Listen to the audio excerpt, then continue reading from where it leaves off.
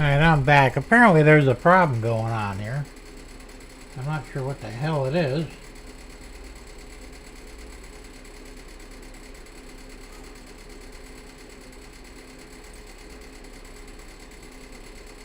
That's very weird.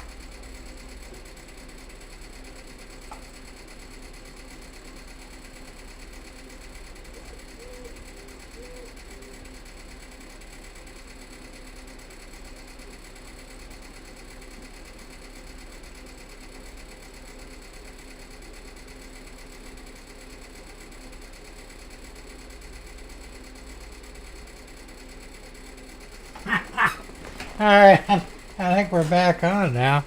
I gotta redo a lot of shit. Hang on a minute. Fuck this, man. I think you're right. Maybe I ought to start using StreamYard. Hold on. Let's see here.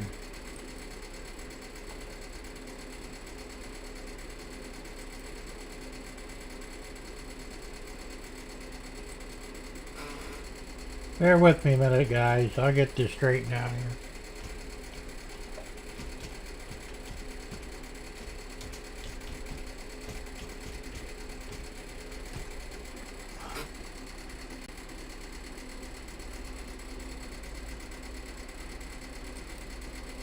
Alright, now I'm showing live. Hey, what do you know? Alright.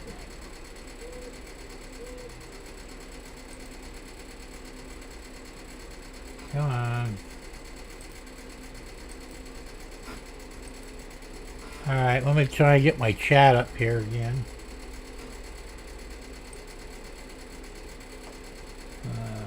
Pop out.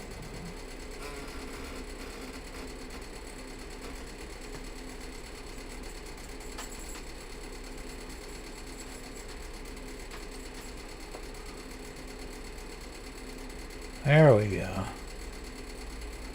I don't know what the hell happened there, man. That's fucked up.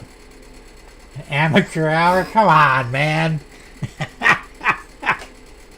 Yeah, I can see the chat now. I had to restart everything. I don't know what the hell happened. That was weird. Well, did you guys get any of this stuff? Probably not. Now you got sound now? I tried chatting with you, Jim. Yeah, nothing was happening. Alright, well, let's try this again.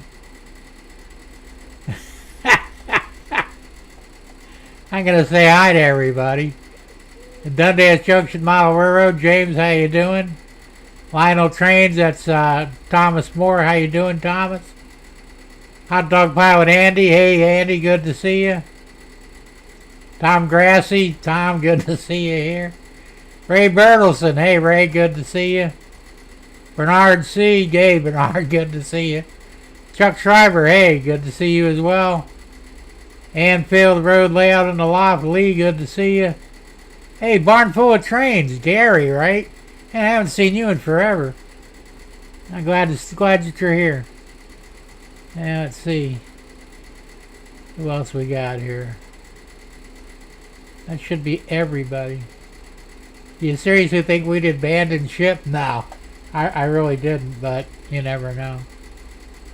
Ray says, yeah, we were having fun roasting you on the last one. Yeah, I'll bet. So did you guys hear anything of what I said when I started the show? Probably not, right? Because I don't know if you could see me or not, but I wasn't getting any response on the chat. So do I need to start over again with, the whole dialogue? Give me a yay or nay on that one, and we'll go from there. Also, let me see if I can get this set up as well.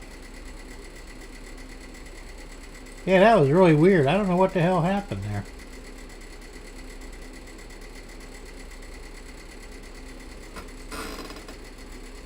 Hey, Crooked River and Eastern Dave, how's it going? Good to see you. No, you didn't miss nothing because I had like a major screw up here. Jim, now 13. You had 19 before we could see and hear you with no problem. Okay, well that was good, I guess.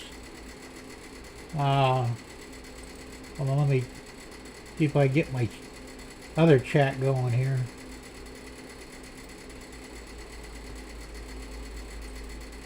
Okay, there we go. Now we're all back set up again. Well, I'll tell you what. This weird shit's been going on lately, you know? It was clear as mud here. Now, that's not very clear, man. Not really. Well, anyway, so I feel better now. I mean, I felt like a damn idiot. I was talking to myself. Nobody's in the chat, at least not as far as I could see. And I'm thinking, well, fuck this shit. And then I got the idea, well, maybe something went wrong. And something obviously did go wrong. I don't know what the hell's going on. So you guys heard the chicken noise and all that shit? I'm getting double the likes now. Yeah, probably, Chuck. Oh, man, that's some messed up shit, you know? Dave's in the house, too. I don't see you, CRD. Now, let me go to live chat here, maybe, but I did see him earlier. Live chat, there we go. Yeah, he's saying hi to everybody. All right, well, I'm telling you what. You did not hear the chicken. I'm going to play the chicken again. All right, here you go. Let me point this down here. This is the chicken gar. And this is the DF Player Mini on a breadboard. I've got some keep alive capacitors, but I got to get bigger ones. I've got my the buck converter board over here. I don't know if you can see it or not. Anyway, let me go ahead and play this for you for a minute or two.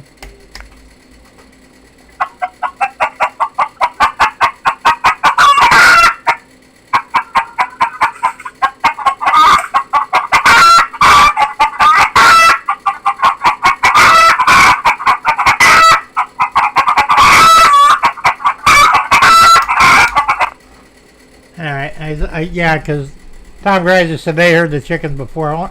Dave didn't hear it, so not Dave. You got to hear the chickens. So yeah, we're all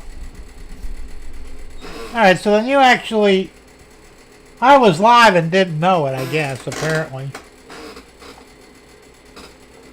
I don't know what the hell happened there.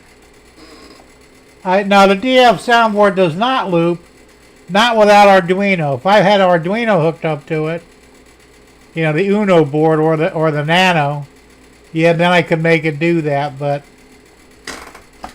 so the way this works now is when you apply power to it, it starts to play automatically. So what I did was I recorded an 8-hour long wave file to play the chicken sounds. And there's a whole bunch of roosters. There's chickens cackling. There's baby chicks doing their little whatever noise they make. There's a whole bunch of shit, 8 hours worth. So when I'm out here on the layout and it's running, I don't have to worry about it, you know, shutting down prematurely, because before I had a 10-minute wave file, and after 10 minutes it would shut down. You'd have to restart the power to restart it again, which, you know, is kind of bullshit. Now, they claim, I did a bunch of research on this, and they claim that the DF player will automatically repeat itself, even without the Arduino hooked up to it. But they said some clones won't. This is obviously a clone. So I'd have to actually get an actual DF Player Mini from, well, whoever makes them. And I don't know if that's, I mean, I just saw them and they were cheap. It was $8 for 2 of them. So I've got 2 of them here. And I'll probably use this one for something as well. So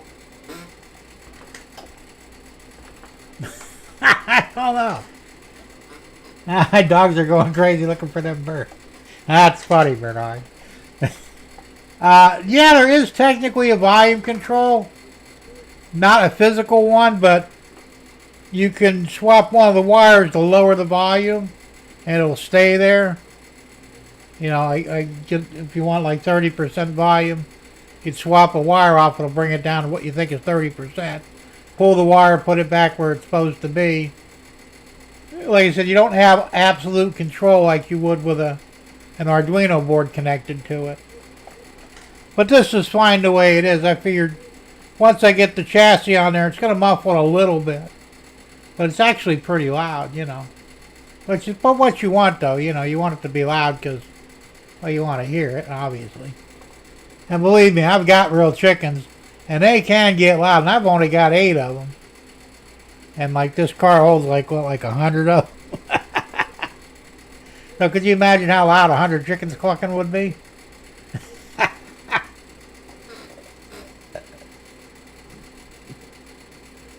Ray says, I need one to play when I am on the phone with Span. There you go. That would be good for her. Maybe that a learning clown or clone some schools, you know. Yeah, right? So, anyway, it's pretty cool. And like I said, it was cheap enough. And, hey, Derek, how's it going? I'm looking through here to see if anybody I missed. Jim, we heard the chickens. You showed us the baffles. Yeah, okay. Yeah, I made the baffles. Like you said, I've got to make 6 of them all together. And these things work great. Yeah, I printed them out. I'm printing the last one now. And they improved the volume like 3 times. It wasn't that loud without those. And so I mounted the speaker and just glue the speaker in, and I mounted it inside the car, and it worked great. So no problem there.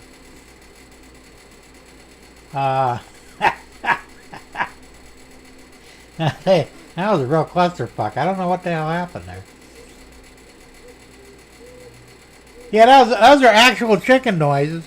I got off the internet and I had to splice like 12 files together because they were short. You know, some were only a few seconds. And I go, well, that ain't gonna work. So there's a free program. I don't remember the name of it now, but it's Clydell or something like that. It's an online splicer. You pick the files you want, you put them in there, it automatically splices them in any format you want, absolutely free. So once I got like the main file together, it was like 10 minutes. Then I went ahead and beefed that up till it was an hour. Then I exported it, re-imported it as an hour-long file, and spliced it again and again and again until I wound up with 8.5 hours. It didn't cost me a dime, so it's like, yay. I'm using these little tiny speakers. They're 28 millimeter. They have them on Amazon. I bought a bag of them. There were 6 of them for like $8. Like I said, they're real small. They're 8 ohm and 2 watt. And they work perfectly for the DF player. As long as you baffle them, they work great. You know, you don't need a big speaker. It'll drive a bigger speaker, but why? So, and I did buy amplifiers if I needed them, but I never needed them, so. That's these right here. There's actually 4 on the card. And you wire these in between the speaker and the DF player, and it automatically jumps up the volume. Although you can't, I don't believe you can control it from here, though. There's no way to control it. These were cheap, though. I think I got 5 of them for $4. So I got them in case I ever need them down the road for something else. Well, heck yeah, it seems to work. Yeah, it actually does. I mean, I was happy that it did because, you know, I'm taking chances on a lot of this stuff, you know. Now, Tom Kvichak from Tom's Trains and Things, he's the Arduino guy, you know that. And he reminded me last week, he says, you know, DF Player Mini will do the same thing as my bigger car. And I'm going, yeah, shit, I'll give that a try. So I went ahead and ordered 2 of them. And so they're $8 for 2 of them on Amazon. They're probably clones, but they still work well enough, so why not? Then you'd really be clucked. Yeah. Yeah, good one, Andy. Could you imagine? So, I'm happy with it. Like I said, the car itself was $21.99. And I bought these. I know how to make them, but I just didn't want to fool with it. If you separate the one of the wheels off the axle, which I think most of them you can, you slide a little piece of copper tubing in there, like about, I don't know, maybe a 1/4 inch wide, and put the wheel back on using your wheel gauge to make sure everything's right. And you solder a wire onto that copper tubing, and it just rubs against the axle, and that's enough to get power going up to wherever you need the power to. So the guy had them. I can't remember the name of the place now, but it was $6 for a pair of them. So I ordered 2 pairs. So, and then I'll probably, like I said, I'll start making my own at some point. But for right now, I just didn't want to fool with it. Yeah. So what's the difference between a sound-equipped chicken car and a prostitute? One says cock-a-doodle-doo, and the other one says any cock will do. Got you on that one. That joke's older than I am. That's true, right? Speaking of which, I have got some funny stuff here that I wanted to play. One of them is finger licking good. Yeah, well, it wouldn't be the prostitute. I don't think I'd want to lick anything on that. You don't know where it's been, you know. Oh, yeah, making track pickups the easy peasy. That's true, it really is. Because I looked at the pre-made ones with the actual wipers on them. They're nice. They're $29 fucking dollars for a pair of them. I said, fuck that. That's ridiculously priced. Yeah, Derek, I already said that. Yeah, Bernard says I married that one, Andy. Oh, the one that's finger licking good. Yeah, there you go. I got some funny short stuff for you. Let me play one now. Let's see, where is it? Here's the first one. Now, well, it depends which one it is. I didn't label this stuff like an idiot. So we're just going to have to, basically play pot luck. Meet the Milwaukee Double Barrel Clear Poop Collector and Launcher. Poop, scoop, and launch. After a nice walk with Buddy, send it straight to that neighbor's porch with up to 25 feet of reach for quick getaway. That's not real, of course, but Tom Grassi sent me that one. That was funny. And let's see, we got another one here. I think it's this one here. You see that video? No, it's bananas. They want to ban candy canes because here it comes. They're shaped like a J, as in Jesus. Well, listen to me, you stupid twat, and I'm being a gentleman by not using another word to describe you. Wait for it. What if we held it like this? Would that help the situation, you fucking idiot? Have you ever seen a cane? This is what canes look like. So it's a candy cane. Like this. We don't hold it like this unless it's a fucking umbrella, you fucking moron.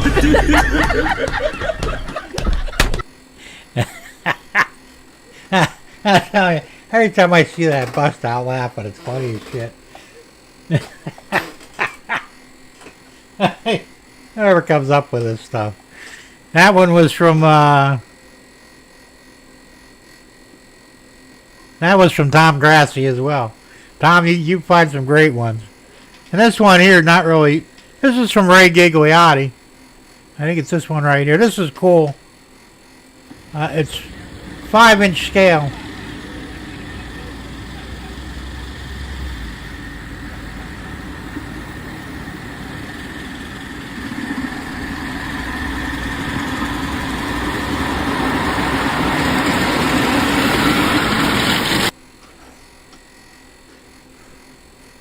And I believe that's live steam, by the way. That's pretty cool, you know, something that small can have that much power to truck a big guy like that around, you know. Oh, man. It brings a tear to my eye every time I saw that. That candy cane one, it just killed me. So that was my short, short video. Thanks to Tom Grassi. He did a good job on those, man. Those two I thought. There was another one, I didn't play it, but it's a cop and an old lady, and she tells a joke and the cop starts cracking up, but yeah, it was okay, but not that great. Damn. Where'd my soda go?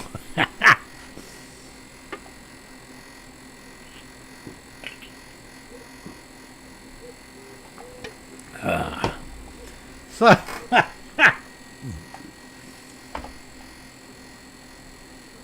no shit, now what am I going to talk about? I can't believe I was talking to you guys and I thought I was talking to a dead air, you know. And I'm thinking, oh, shit, why isn't anybody chatting, you know, and there's nothing there. I did, Jesse, was it Jesse? I got your name. I probably screwed up already, but yeah, GRE. I did get your emails and I thought they were really nice. I was going to put them up, but I didn't have room for them this week. Probably next week. You did a good job on those, by the way. I like them. We'll have to show them off. Yeah, power poles, you know, for the layout. GRE made his own. And he did a nice job of them, man. I'll tell you what, using the screws off the Atlas switch controls, turnout controls, that was brilliant because they look like actual insulators. I was really amazed how good that came out. I said, you guys do really great work, you know. Everybody has a specialty that they excel at, and that's one of them.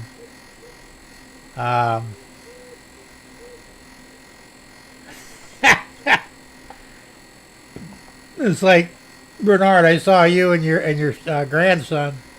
Cute kid, man. You didn't look like I thought you did, though. But that's always what happens, you know. $7 USD to make them. Okay, that's not bad. $7.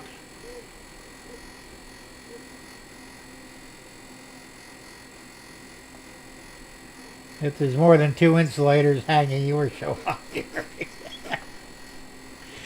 Now, well, there's one on each end and one in the middle, you know, because you got to have one in the middle. It's a 3-wire setup, so. Yeah, you got 2 110s and a ground, so. But, yeah, Bernard, like you said, you look different. Yeah, you know, wife goes, he looks a lot like you do. I go, no, he's got whiter hair than I got, but. Yeah, I'm always surprised when I see people, you know. 'Cause I talk to you guys sometimes for years and I have no idea what you look like, you know. And then somehow or another I see a picture of you, or you send me a picture, and oh shit, that's what he looks like.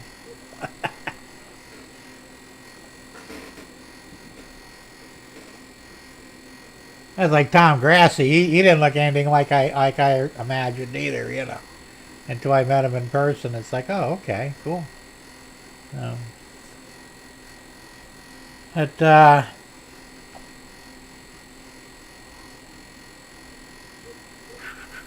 let's see what else. No, Pogo's laying under the thing there, just calm as can be. Jim, you actually said my correct name. Jesse, okay. I said I'm really bad with names unless I hear them repeatedly. You know. Every now and then I get lucky though and I remember it. So. And that's good, Rick. I'd rather call you by your name than your channel name, you know, so. It just, I don't know, sounds better. Andy says, think Golem for more than the race. Oh, for you, Andy? I'm sure you're better looking than that. I would hope, anyway. Yeah, like I said, you know, it is what it is, you know. But yeah, I don't have to worry about anybody know what I look like because you guys see me every week, you know. Uh, it is what it is. Ah, damn. So, dang, Jim, which picture was that? I thought I thought I sent you my painting project, my CRS, I guess. Well, you first started with the 2 photographs of the Continental engine that you repainted,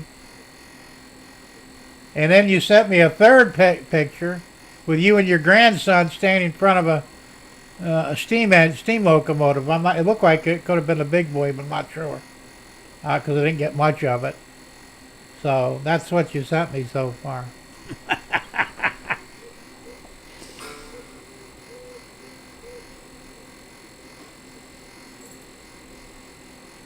And and that was only one picture, even though on the bottom there was like 12 pictures and tiny thumbnails. You couldn't open up any of them, so I just figured that's just the way you sent it. But let's see what else we got going here. I'll tell you what, it really threw me off. It threw off my whole evening now, man, with that big screw up on the internet. I don't know what the hell's going on. This internet's driving me nuts, you know. Comcast is screwing up left and right. As I said, when it went down 3 times, and I'm thinking, look, what are the odds? Thursday night, when I got to do a live stream, they go down not once, but 3 times. And of course, thank God it came back up again, but what are the odds, That's what I'm saying. I don't know what the hell's going on here. Rod says, oh, wow, yeah, it had to be the big boy. We chased it. Yeah, it looked like a big boy from what I could see of it.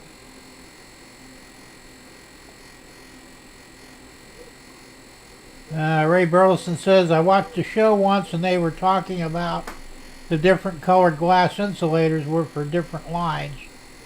Power, telegraph. Oh, yeah, I kind of wondered that because, they got blue ones, they got green ones, they got brown ones, and they got gray ones.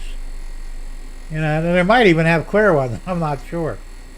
And I was wondering, why would you have different colors on that? But thinking about it like that, yeah, it makes sense. I don't know which one is for which, but, usually the ones you see around here, because it's mostly power. We don't have telegraphs anymore, They're all usually either gray or brown.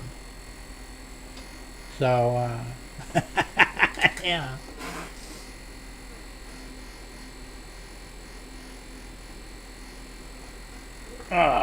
Yeah, I made a bunch of poles. I got to paint them yet. I've only got 2 that I painted. And I got them in front of my house, on the layout. Like I said, I've made a bunch of them, some with transformers, some without. I got to paint them up yet and stick them in the layout, and then I'll wire them later on. I use that elastic string for like making necklaces with the little beads on, bead necklaces. Those cords work great. You get like 100 yards or 30 yards or something. It's not really that expensive. They have it at Walmart, and I bought both black and silver. And I figured I'd use silver on the overheads and black on going to the buildings because they'd be insulated. Or on your main poles, those aren't insulated wires. So we'll see how that goes. It was always fun gently swaying at the top of the poles. Okay. I don't fully understand what that is, but now see, Tom Grassi, he's got the high tension lines on his layout with the big towers, and he's got the little orange balloons on them, or balls, and that's what they have in real life. I don't know if you guys have ever seen them before, but I've seen them, and I guess that's so aircraft don't hit the lines, or hot air balloons or anything like that, even though they still hit them. But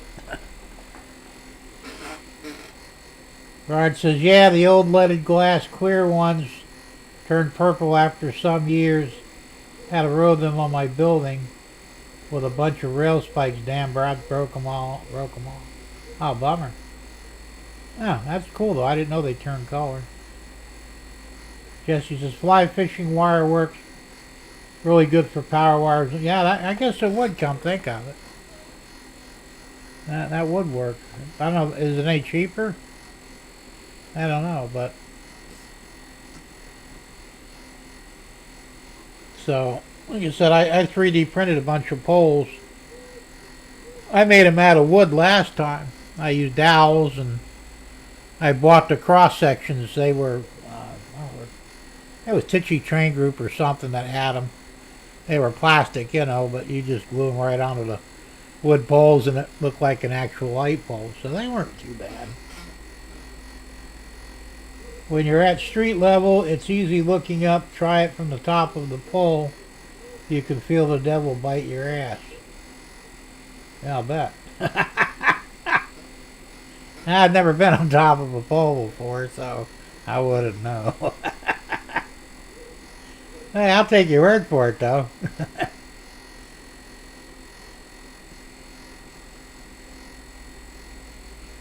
So, yeah, I won't do that till like once I get most of the layout done. 'Cause I did it, my old layout in Naples. I went ahead and I ran poles and wires, and it looked good. But I wasn't really that far along with the layout itself, and I found they were always getting in the way of shit, and I'd, you know, knock them down or drop something on them, and I was constantly repairing stuff. Should use real wire and charge them up. It would keep your operators awake. Yeah, it would, Derek. That's about what, like maybe 40, 50 volts going through it? Yeah, like with a telephone wire, I think it's 40 volts no, it's 90 volts when the phone rings. You know, landlines. And it'd knock you on your ass if you happen to grab those wires when the phone rang.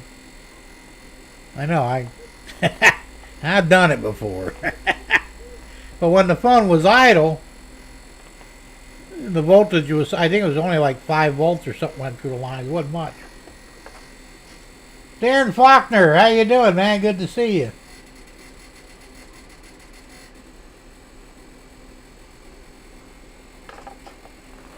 So, yeah, that would be different though, wouldn't it?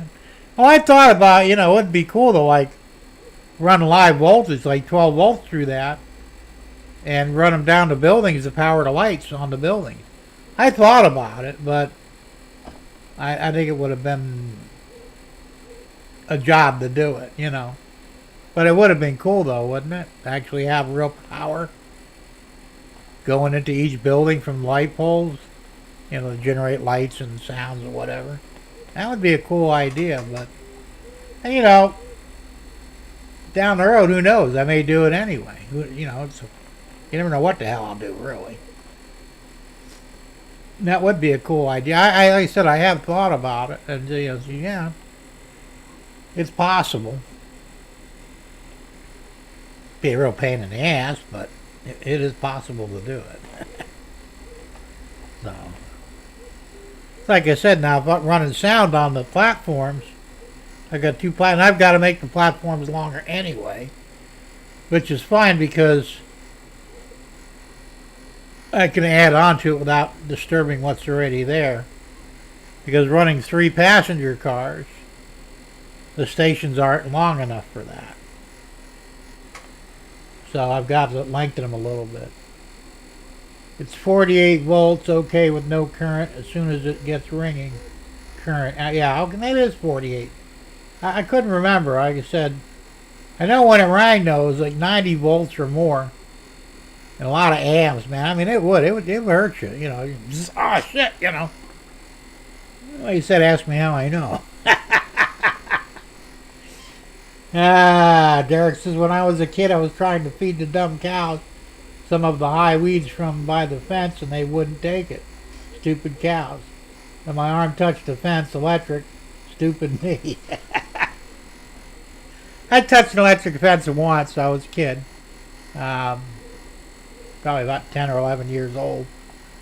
I didn't know what it was until I touched it. Like, oh shit, you know. And Bernard says if I'm flying down low enough to worry about hitting insulators, I'd be more concerned about pulling the seat cover out of my ass after missing them. Yeah, no doubt. That was bad. Hey, Rail Artist, how you doing? Good to see you here. Said I've been here since the onset, but got nothing to add to the insanities. I will stay in my corner and remain silent. That's cool. Or you can just comment. I don't care. You know, the more the merrier, right? So, let's see here. Tom Gray said, Jim, that's why I put electric string black on my power lines. That helps a lot when working on the layout. Yeah, I'll bet. Although realistically, you're supposed to use silver because real lines aren't insulated, except for when they go to each building. Yeah, Derek, I never had a shock like an electric fence. Yeah, I'll bet. Well, some, depending on how powerful they are, I don't think it'd kill you, but it hurts you. I mean, it would kill me now because I got a pacemaker, and they say, you know, don't get shocked. Okay, I won't if I can help it. Yeah, Jim, what you said. Don't do that, Mikey. Yeah, that's funny. But, you know, well, I have a deep respect for electricity anyway. I've been used too many times, you know. And luckily never killed, but when I was a teenager, you know, 13 years old thereabouts, 13 or 14, I used to go to the city dump with my dad. He'd clean out his paint truck, you know. And, of course, I'd bring back more shit than we dropped off, because you can do that. Jim, not true here in New Jersey. All power lines are insulated. Oh, no kidding. That's unusual. Maybe because of the weather, huh? Maybe. I don't know. Down here, though, they're not insulated. And because I had a friend, you want to call him that, an idiot. We were out one night fishing. And we were on a bridge, and there were power lines, you know, beside the bridge. And he would use steel leader on his fishing line. It was about 6 foot long, right? He casts it, goes over the lines, starts reeling in, he goes, close your eyes quick! And I go, oh, what? Too late. Fucking things hit both wires, that steel leader. Man, it was blinding, you know. I said, you dumb bastard, what the fuck are you doing, you know? Oh, it was cool, wasn't it? No, not really. Next time, give me a little more notice. So, yeah, they said the lines here, they're not insulated. They should be, though, because, well, it's more expensive to put insulated lines up. Because we have big run when hurricanes come. If a palm frond or something hits both lines, it shorts it out and blows the fuse, and you're out of power for a while. That's what I'm saying. It's kind of stupid that they don't insulate everything. He said, I've been shocked by a livestock electric fence. It rings. Yeah, it does. It hurts. I said I only did it once, never again. Thank God I never peed on one. There's a joke about that somewhere. I don't remember what it was, but that would probably be very, very painful. If it didn't kill you. Oh yeah, so anyway, I went to the dump. I picked up an old black and white TV. I wanted to see if I can fix it, right? Because I actually did repair TVs for a while. But you know, I wasn't real bright at that particular point because the old black and white picture tubes, you know, they had what they call a voltage tripler in there. It was a big capacitor. And they would hold about 30 to 40,000 volts. Not a lot of amps. Like I said, it wouldn't kill you. Well, you're supposed to discharge it before you touch the wire going into the tube. Well, I didn't do that. Fucking thing blew me off my feet into the wall about 4 foot away. Man, did that hurt. And I said, son of a bitch, you know. I learned a lot of shit the hard way.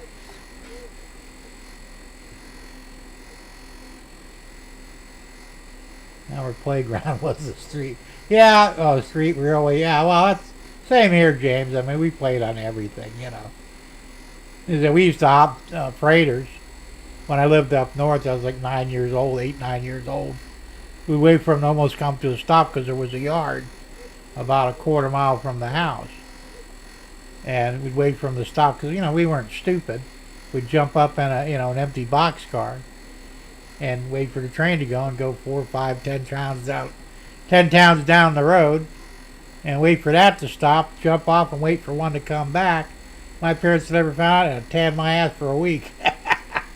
Thank God they never found out we were doing that shit. Sound is out of sync. I don't know why. We're actually doing pretty good here. We're in the green and everything. I said I am running on Wi-Fi. My upload speed should be around 40. I'll tell you in a minute. I'll run a speed check. The download speed's not as good as it normally is. You know, on the Ethernet line, my download would be about 950, 970. But on the Wi-Fi, it drops in about half. But the upload's always good as a rule. Yeah, see, the down's not doing that great here. Looks like about 120, 132 down. Not 139. Oh, it's climbing. At 146 down. And still climbing on the upload. Hey, Sparky, what's going on? Good to see you here. 35.3 up. I said normally it's 41, but that's not bad at all.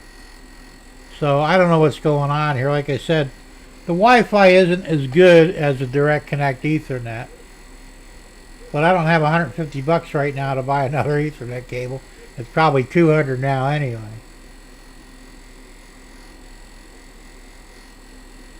Let's see, I grabbed both and squeezed. What a shock. Laughing last for touching the capacitor on TV tube. Yeah, well, it was dumb on my part, but, you know, I learned after that. Didn't do it twice. Now, I could have been killed once. We were building the back half of my dad's house way back. I was like 13 at the time. And I was standing on a wheelbarrow on the side of the yard, and it was full of water, you know, and the main power wires going to the house were right over my head, and I didn't think nothing of it. But in the backyard, the guy with the block truck came through there because it was easier to do it that way. Had a little crane on there, and he was a black guy, and he was having a problem with the controller. Wasn't doing what he wanted to do. Next thing I know, he throws the controller and screams at me. And I looked up, and the fucking crane went right into the wires, knocked the wires down, you know, tore it from the house. And I dived over the bushes. I mean, I was a lot thinner and quicker back in those days. It's a good thing I did, because if I'd have stood there, I'd have been fried. You know, that power line came right and landed right inside the wheelbarrow. Matter of fact, I was still close enough where my hair stood up, you know, because I got static charge. And it's like, it scared the shit out of me, I'll tell you what. I said, yeah. But after that, the crane worked fine, so it just needed a good juicing, apparently. You know, but that poor black guy, he was scared, you know. One of our guys died about a month ago from one of these things messing up and hit the high power lines, and he didn't let go of the controller. It backfed and killed him. Oh, I said, oh shit, you know. Like somebody hit my feet with a sledgehammer going to the ground. Yeah, I'll bet. I refreshed much better. Okay, James, that's cool. Let me get ahead of it. Derek says, I didn't know shit about electricity, but I sure gained respect for it in a hurry. Absolutely, man. Hey, Floyd, how's it going? Good to see you here.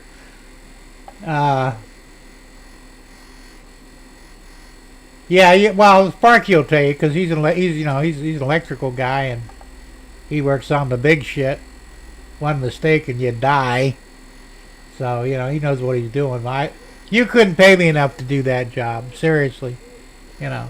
I mean, I'm pretty smart and all, but they said one mistake and it's all over.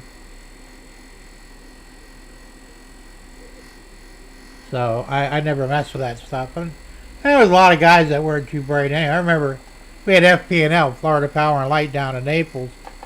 And it was quite a few years back. It was like 30, 40 years ago.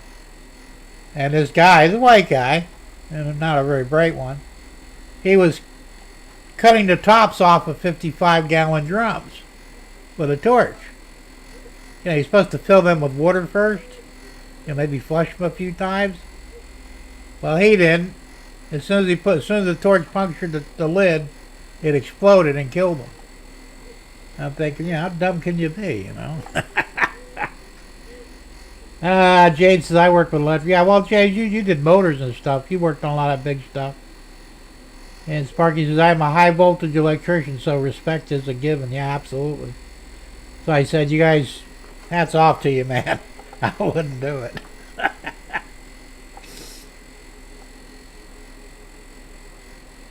I even watch guys, even locally working up on the power line. I'm thinking, Jesus Christ, one mistake and they're dead, I mean, fortunately, they don't make mistakes and they do a lot of things, right.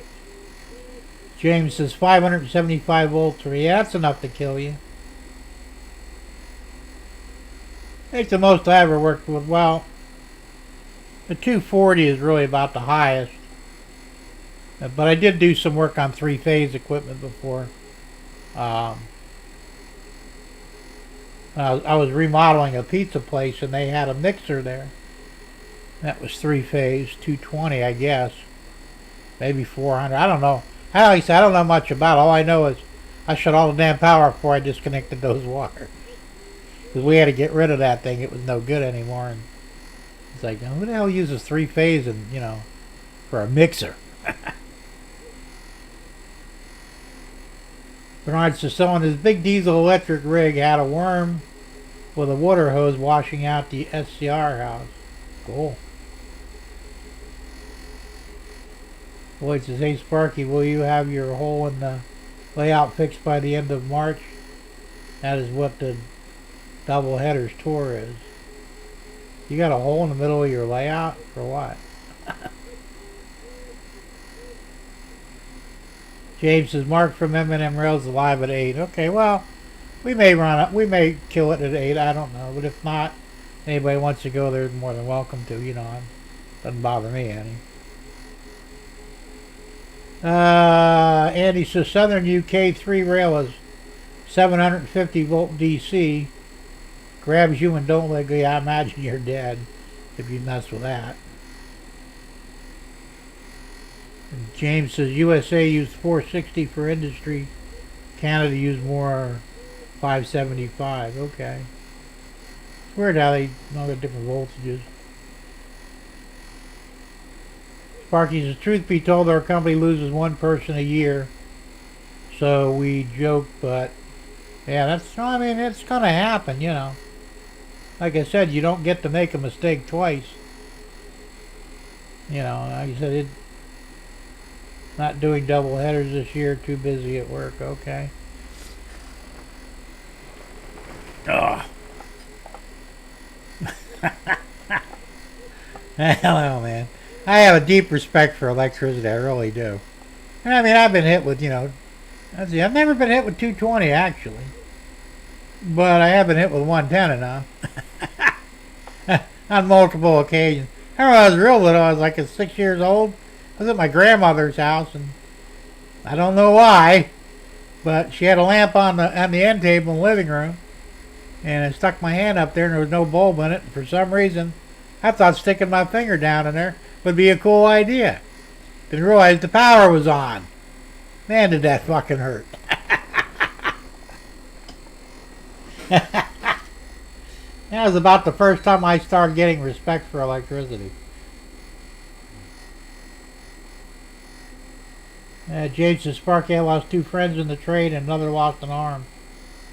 I guess he was the lucky one, huh? Well, then I won't ask if I could be an operator for it then, Sparky. Yeah, there you go. Oh, man, I got the hiccups.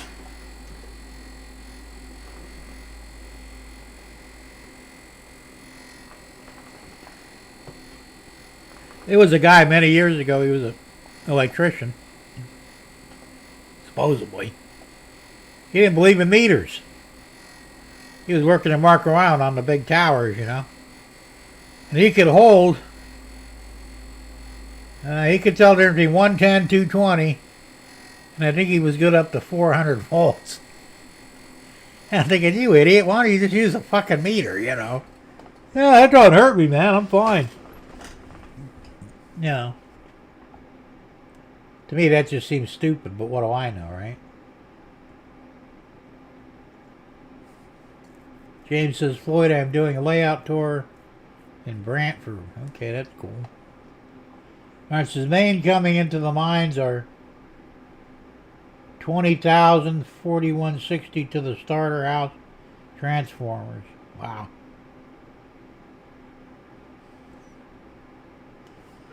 Yeah, like I said, I try not to mess. Well, that's the same with electric cars, you know. I think they're running 480 volts. Most of them. And I mean, you know, there's warnings all over those things. You know, don't touch this, don't touch that. You know. That's why I wouldn't even want one. It's not worth the aggravation. James says, Floyd, you can come to my layout. There you go. James says, I might do the Homes tour. I don't know what that is.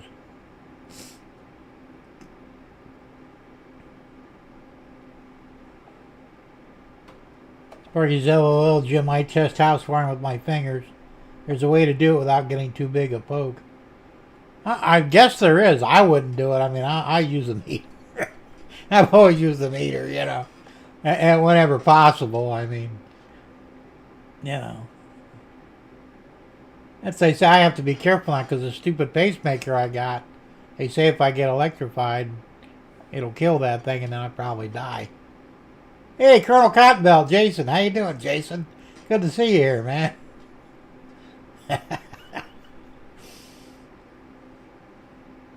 And no, I'm not sharing that. I wouldn't either, Sparky. I mean, that's kind of dangerous, yeah, I think. Or maybe it isn't. I don't know, but I still wouldn't do it, you know. Sparky, my shop teacher, did that. Yeah, I believe it.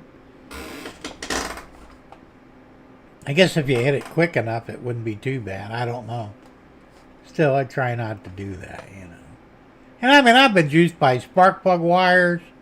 You know, I was working on a boat, an outboard boat engine once. It was a, what the hell was that thing? Shit, I can't remember now. But the 50, an Evinrude, a 50 horse V4 Evinrude. I didn't know they had the distributors on them were magnetos. So I'm looking at it and I'm spinning it. Yeah, I'm real stupid, right? Holy shit. I mean, I've done so many dumb things with electricity in my life. I don't know, I'm smarter now, but at the time, not so much. Derek says, a friend of mine in high school died trying to save his little brother, who went to climb their cyclone fence without knowing there was a live wire down on it. My friend grabbed him to try and pull him off. Sorry to hear that, man. That sucks.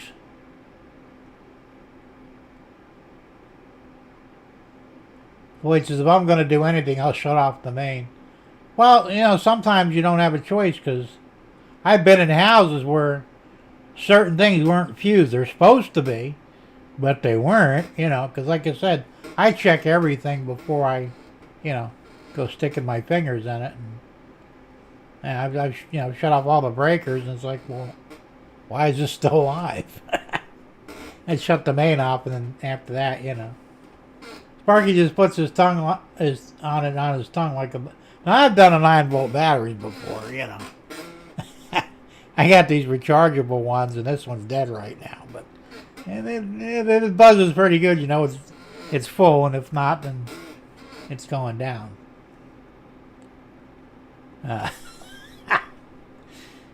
Bummer, Derek Young didn't know, huh? Yeah, that's what I'm saying. There's, you know, you got to be careful because you just never know. Jason's the worst I've ever been jolted was putting in a bridge clips on a 66 block connecting up to a T1 connection while standing in water. Yeah, that'll do it. Not terrible, but not fun either.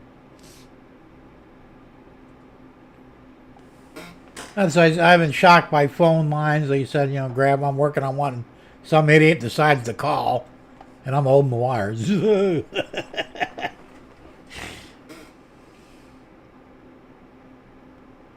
Did you know that if you open a 9-volt battery, that you'll find 6 AA batteries inside? None that I've ever had. This is 9-volt, but you ain't gonna fit anything in this one. Now, them big ones, the lantern batteries, that could be true. I never took one apart, though, so I don't know.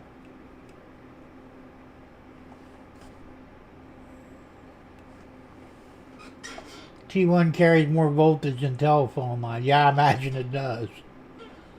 I've never messed with a T1 line, so I have no idea, but like I said, I tend to do a little bit of research before I go doing anything, We would weld pennies using the DC test panel.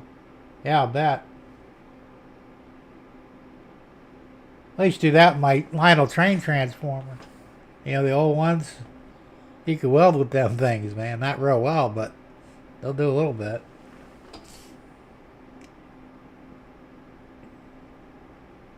And they'll shock you, too. Not real bad, but, you crank the voltage right up on there, and there's a lot more amps than that. It's the amps that kill you. The volts aren't really a problem, it's the amps. You can have 1,000 volts, but if you only got 2 amps, harmless. But you could have 10 volts and 1,000 amps, you won't die. That's possible. Jason's been shocked many times from telco. That doesn't hurt near as bad as T1. Yeah, I'll bet. James says, Jason, the old phone lines would give you a good shock on a ring. On a ring, yeah. Like I said, ask me how I know. I'm a little smarter now in my old age, but back in the day, and I've been shocked by everything. I mean, car batteries, spark plug wires, that trick where you ground a spark plug wire to kill a motor. Yeah, that doesn't work with your fingers. Ask me how I know. I said I've been shocked by a lot of stuff, but even these little capacitors that I got, these 25 voltage. When you charge one, if you don't discharge it first, it won't hurt you. I mean, you'll feel it. It's a little bit of a jolt,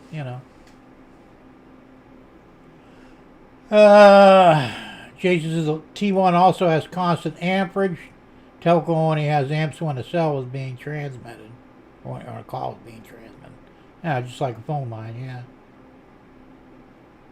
James says we could crank out 800 amps testing mill motors. That's a lot of amps, man. So I said I try and stay away from that stuff. I still do electrical stuff in the house, and I replace most of the outlets and all the light switches, and I generally don't do them live. I mean, I can, and I've done them before, but nowadays I just shut the panel down, and I don't have to worry about it. Get some big capacitors. Yeah, that'll do it. I did telco when I was fresh out of college, then went into IT. Okay. You can test a 9-volt battery on your tongue. Well, yeah, as I'm saying, it won't hurt you. I've done it many a time. I still do it. And I've got one of those static ground things, static grass applicators. And that runs, you can run it on a 9-volt battery, or you can plug it into a 9-volt wall wart, which I usually use the wall wart. Because you get a little bit, I think you get a little bit more voltage out of it. But I got shocked by that thing, too, a couple of times.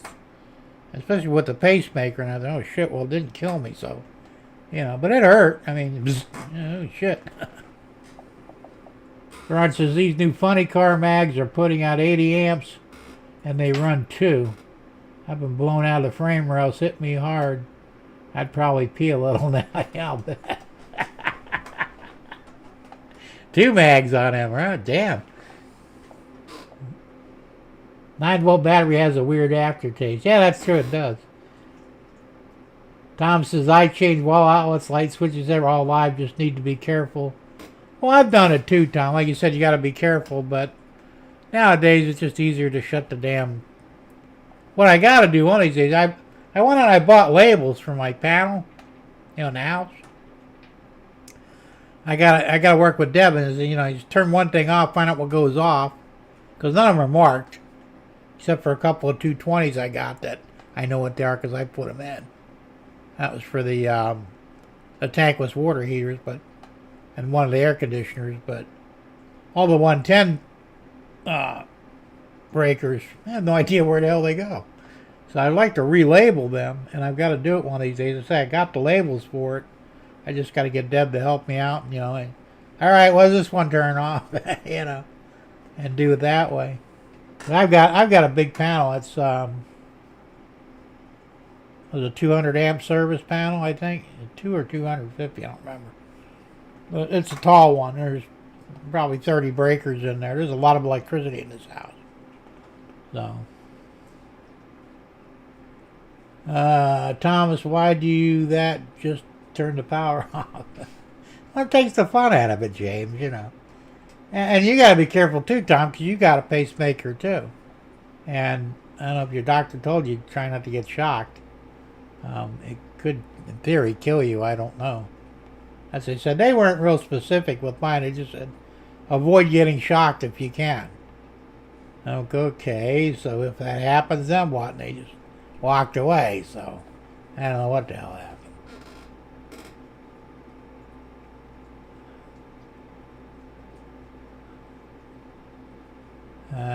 Jay says, I've learned what my limits are as a contracting out labor, electrical, plumbing, tile work, etc. I can do demolition. I mean, I can fuck some stuff up. I'll say here, well, not so much anymore, but I used to. I said, when I was doing handyman, I did everything but roofing. Roofing is the one thing I don't like messing with. I'll build buildings, I'll put up walls, I'll do electrical, plumbing, pretty much everything, and I did do everything. Did a lot of renovations in places, big money shit. And, added bathrooms and stuff, so you had to know what you were doing, otherwise you'd have a mess on your hands. I enjoyed doing it, I was good at it. I said now I just don't have the strength anymore to do a lot of shit, and I'm not as mobile as I used to be. And I've done some demolition, too. We used the rotors from small blower motors to make a phase tester spinner. I don't know what that is, but it sounds interesting. Like I said, I don't mess with three-phase shit if I can help it. I just don't know that much about it. And, yeah, I do the same thing, Jason. Sheetrock, paint, carpentry. Like I said, I did pretty much everything. Window installation, you name it. Everything except roofing. I don't like messing with roofs. I'm just not good at roofs for some reason. I mean, I've poured concrete pads and, for patios and stuff. Well, I did it all, Tom Grass says, back in the day, I must have worked on over 1,000 roofs on homes. Now, lucky you. You could have those roofs, man. I ain't a woofer. That's what the roofers used to call it. We're woofers. Okay. Andy says, I'm going to bed before I have electrical nightmares. All right, Andy. Thanks for popping in, man. Have a good night's sleep, and we'll see you next week. Good night, man. Ron says, that's where the power is, though, Jim. Yeah, right.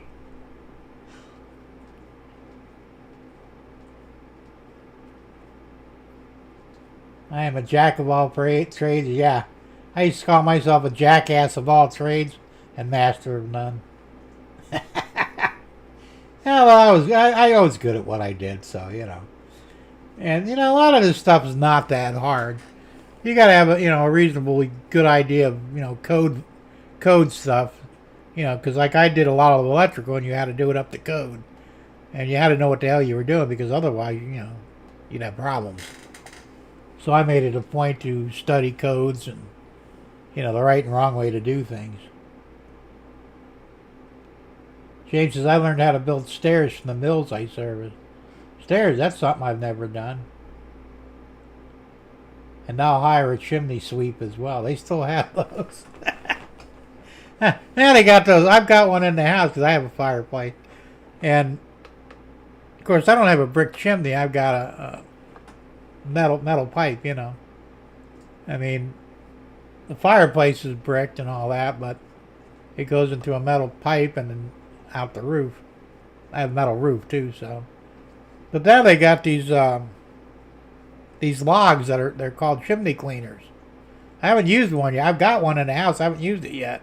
But it's supposed to remove all the soot and whatever else is up there. It's caught up in there. But I don't know how much they use the fireplace in my house. I don't think the previous owner used it at all. I use it because I like the fireplace. I know the flue is stuck. I can't close it. And probably you guys know what a flue is. If you don't, well, go grab a dictionary somewhere.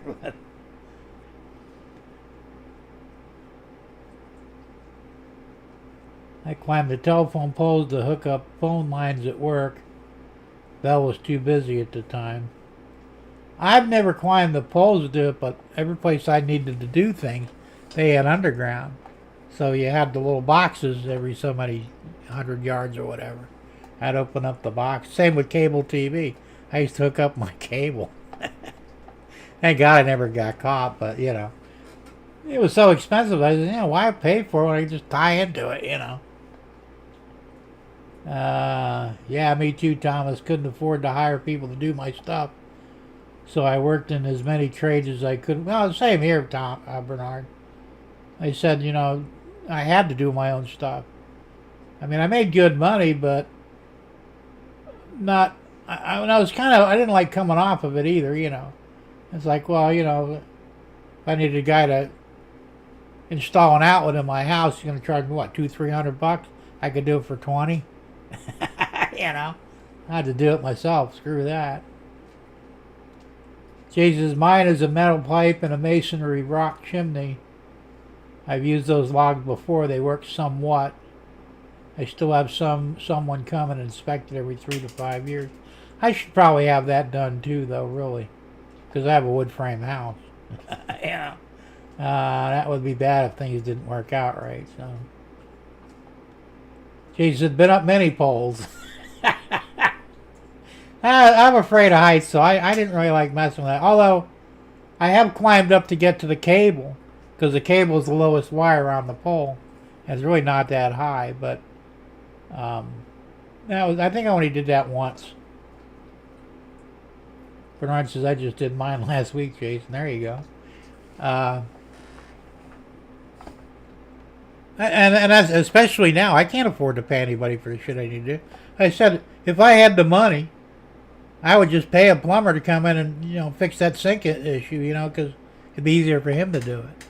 But I can't afford, $300, $400, $500 when I could do it myself for nothing. So I'm going to do it myself. That's all there is to it. I've been up the creek many times, Jason. Does that count? Only if you don't have a paddle. All right, Jason. Well, have a good dinner, man, and we'll see you next time, man. Thanks for popping in. Yeah, like I said, I really just couldn't afford to hire anybody. And I don't trust a lot of people, Especially when it came to my car. I've seen so many mechanics screw up jobs. And I said, no, I'm not doing that. I'll fix it myself, no matter how much of a problem it is, Of course, now I'm kind of limited. There's so much I can't do, I can't do a transmission swap anymore. I could probably pull off an engine swap, but it would probably take me forever. Not like the old days where I could do one in a couple of hours.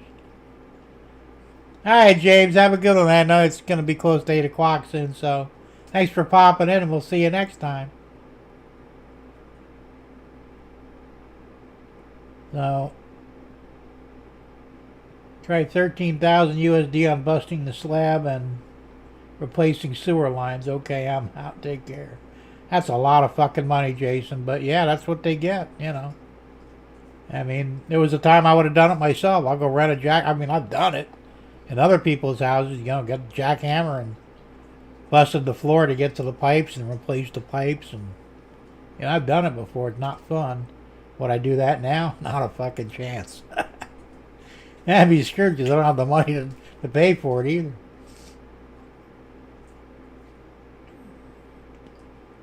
Okay, Jason, what's for dinner? Beef? LOL, the West wasn't one on salad. No, it wasn't. Now, Jason's got, I know he's got some serious sewage problems on his house, and I guess most of it's underground. And they're going to have to replace some of the pipes. It really sucks. I always worry about stuff like that, too, because you never know, you know. Of course, I think we got all PVC here. And, it's of course, it's under the slab, so... I mean, in theory, it shouldn't mess up, but you never know. Now, fortunately, all my water is above and up in the attic. So my water lines, you know, they go up and then down the side of the house. And then ultimately, they do go underground, going to the meter, but I could still fix that no matter what if I had to. Like I said, I'm more concerned with the hot water side because the idiots that owned this place before never cleaned the tanks. And there was so much sludge in those tanks, and no, it got up in the lines.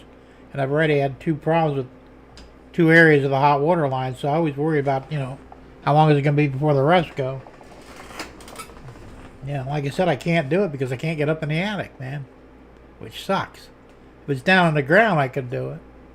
That's why I was worried about the kitchen. Going, well, I hope it's not a line behind the wall because, you know, that would suck. I'd have to rip out the cabinets. Rip out the wall. You know, it'd be a big clusterfuck that I don't want to do if I can help it. But I did narrow it down to the faucet itself was leaking. And it's just the faucet's probably the original to the house from '94. Yes, it's a Moen, but Moen won't replace them for free anymore. They used to. They had an unconditional lifetime warranty, but now they have a limited lifetime warranty. So I guess they got bit in the ass too many times because in most cases they do last a lifetime. I mean, pretty close. So I bought another Moen, you know, an updated one, and I'll replace it. And what's nice is and I try to think ahead, right? So I went out, I ordered the faucet, and I ordered 2 braided lines in case, you know, the other ones were worn out. So I get the faucet, well, I already got the lines in there 16-inch, so they're plenty long enough. So then the faucet comes, open up the box, it's got braided lines built into it. So I don't have to use lines with it, so I'm going, fuck. So I can send back the braided lines because I have no use for them. Bernard says, a month ago, took all my train money, big wins. In town, fire marshal shut down the street, called the tree service and sent me the bill, $3,400. Holy shit. To drop 1 tree. Yes, it's going to court. But why are they making you cut down a tree? Was it a fire hazard? I guess. That's a lot of fucking money to cut down a tree. I would do that myself too. Fuck it, you know. I've cut down trees before. You just got to be really, really careful. You know, power lines, your house, your neighbor's house, you know. Any parked cars might be in the area. I had 2 trees removed here. They were underneath this shed. Well, they would have been where the shed went, so they had to go. And I think I paid $700 to get both of them. And they were pretty big trees. You know, trunks were about 2 foot around. And they were probably about 30, 40, 50 feet high. You know, they're Florida oaks. But this Hispanic company, I called them and they gave me an estimate of just $700 if you want to pay cash. So, hell yeah, go ahead and do it whenever you want. You know. Because I had a friend down in Naples, she had an oak tree that needed to come out of her property because it was invading the neighbors and the neighbor was complaining. So she paid She said she paid $2,900 to get that one cut down. Thinking, holy shit, man, how did I get so much money for that? You know? Like I said, so far I've been lucky. Even the plumber I had to call here twice for the water leaks. First time it was $130, and the second time I think it was $140. Which wasn't bad, because I'm expecting $1,000, you know. And so far, you know, knock wood, I haven't had that problem. Because like I said, I couldn't fix it myself. But anytime I can fix something myself, you betcha I'm going to do it. Bernard says, snag Big Jim, but they didn't call me. It's my dad's house we're selling. I'd never live in a city again, been in the country for, oh, absolutely. I'm the same way now. I've lived in a town, not a city. I won't do city life. There ain't no way in hell. You know, like New York or Tampa or Miami. Oh, those places, they suck. You know, too many rules and regulations and crime, and it's just not worth the aggravation. That's why I wanted to come out here. I'm kind of out in the country here. You know, I got a couple of neighbors, but, you know, they're not too bad. I got one that's, he's getting a little weird. He has Tourette's. I thought Tourette's just makes you cuss uncontrollably. Now it turns out you could also get violent. So he hasn't, like, hit me or anything, but he was over here the other day and screaming at me over the fucking cats in the neighborhood. And he said, you gotta do something about your cats. And I said, you know, I can't control cats. They're not mine anyway. They like belonging to the neighborhood. They get all pissed off. This is bullshit. And I'm going, well, shoot the fuckers. You know, I don't care. Well, I'm not going to kill a cat. And I said, well, then you're just going to have to deal with it, aren't you? I don't like your attitude. I said, I don't fucking like yours either. You know, don't come on my fucking property getting in my face, man, because I'll tell you what. This will escalate real fast and you will lose. You know, I can't fight, but I can still shoot. Oh, I don't want to start any. I said, well, then, you know, go back home and quit fucking yelling at me, because this ain't going to get it. He did calm down, but, you know, first time. Then, you know, he loved the cats for a long time. Now all of a sudden he hates them. And we think squirrels got into his tomato plants in the backyard, which squirrels will do that. And he blamed the cats. And I said, well, everything I read about cats is they don't like tomato plants. You know, they won't go near them. I don't know. Did you see them actually do it? Well, no. I said, well, and you know, we got squirrels in the neighborhood. We got raccoons. We got possums. Any one of those animals could have got into your plants. Until you catch them and you know, you see them do it, don't make accusations, because that shit ain't right, you know. So anyway, just to avoid any problems, we're gonna have the cats taken away. You know, there's 3 of them. It is what it is. That's what I'm saying. That's why I really wanted to get away from everybody. I would be happy with 50 or 100 acres out in the middle of fucking nowhere. You know, where I don't have to deal with anybody and do whatever the fuck I want. And, you know, everybody else can go fuck themselves, you know. But I can't afford land like that, unfortunately. Not down here, anyway. But, it is what it is, you know. And the thing is, I've been on good terms with the guy for 5 years now. I don't know what the hell got up his ass, but whatever it is, it's... yeah. Bernard says, I got neighbors, but at least 15 acres away. Should have bought a lot more than only 50 acres. Didn't think this many people would move in. Well, that's another problem, too, you know. Now, there's a field beside my house.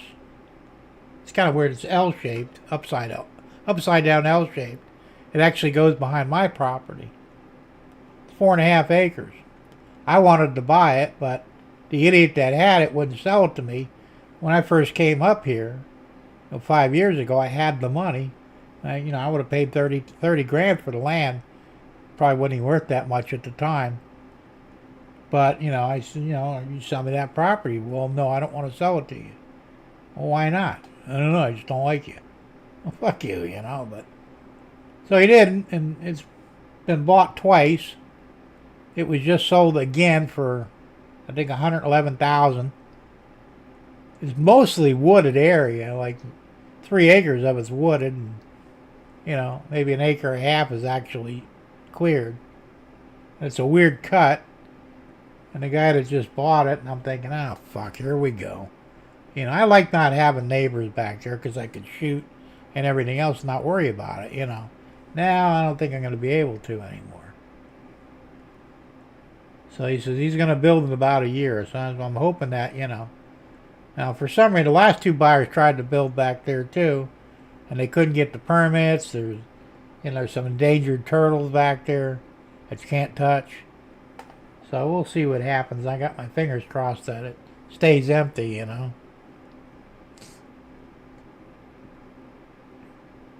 I'm just not a people person. I mean, I am to a point. And, you know, of course, I have an issue with minorities anyway. You know, some of them, not all of them, but, you know, we had a Cuban that bought that land a couple of years back, and I guess he thought he was big shit, and he come over here yelling at me. He says, "Your light pole's on my property." I go, well, one, it's not my light pole, it's Duke Power's light pole. You have to ask them about it. You know, well, it feeds your house. I says, yeah, so I didn't put it there. They did, you know. That's probably an easement anyway, so, you know, go fuck it. Well, I'm going to have them move it. Well, go ahead and try. I don't really care, you know. All right, Floyd, have a good one, man. Thanks for popping in. We'll see you next week. So, this guy was such an asshole, and because I've got a mouth on me anyway. And I goes, you know, fuck you, fuck this, fuck everything. And his wife, she goes, you know, he cusses a lot. I go, yeah, so what, you know. Well, I don't like that. Well, and you're moving in the wrong place, aren't you? Yeah, because I ain't going to change for nobody. That's the way I talk. So I guess they finally they sold the property and they decided not to live here. You know, I think he found out he couldn't do half the shit he wanted to do anyway. You know, we have like a cul-de-sac here, which is, you know, it's a private road, but you can't really screw with it because the trash pickup, they use their garbage trucks to turn around to get down the side road Troon. And I'm trying to tell you, so you can't say, well, that's my land. It doesn't matter. You can't section that off because the garbage truck needs it to turn around. And he's just going to knock down a fence or whatever else you got there because he can't turn around otherwise. Well, we'll see about that. So the idiot strung a couple of lines, you know, ropes, and the garbage truck knocked them down and went about his business. I told you they were going to do that. I said, that's the fucking road. You can't screw with that. It's an easement anyway. You know. But some of these people, they're assholes, you know. Like I said, I don't give a shit, you know. If I don't like you, I'll tell you I don't like you. I don't care whether you like it or not, you know. But, I don't know. I wish I could have got more land though and went out, like I said, out in the middle of nowhere, you know. I just got to the point where I just don't want to deal with people anymore. Well, I should specify I don't want to deal with assholes anymore. Like there's more assholes now than there ever was. Got a black family that lives across the street. We get along fine. They're nice people, you know. Got a young Hispanic family that lives down the street where the cop used to live. We get along fine too. You know.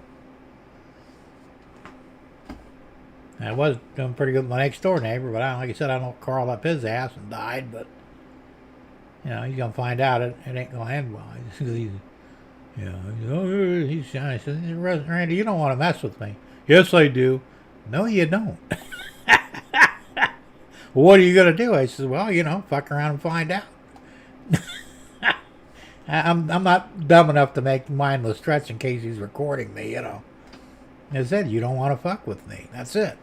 You know. And I'm dead serious. He really doesn't want to. He doesn't know it yet, but he doesn't want to screw with me. You know. But I don't know if he's off his meds or what. I don't know what the hell's going on with him, but, you know. He knows that I'm armed, so it's like, you know. You come over here with the wrong attitude, you might wind up wearing a bullet.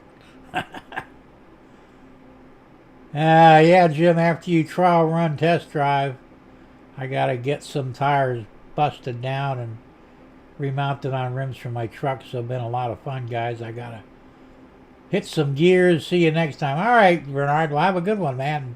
Be careful out there. Don't kill yourself doing all this work. Take it easy, man. You ain't getting no younger.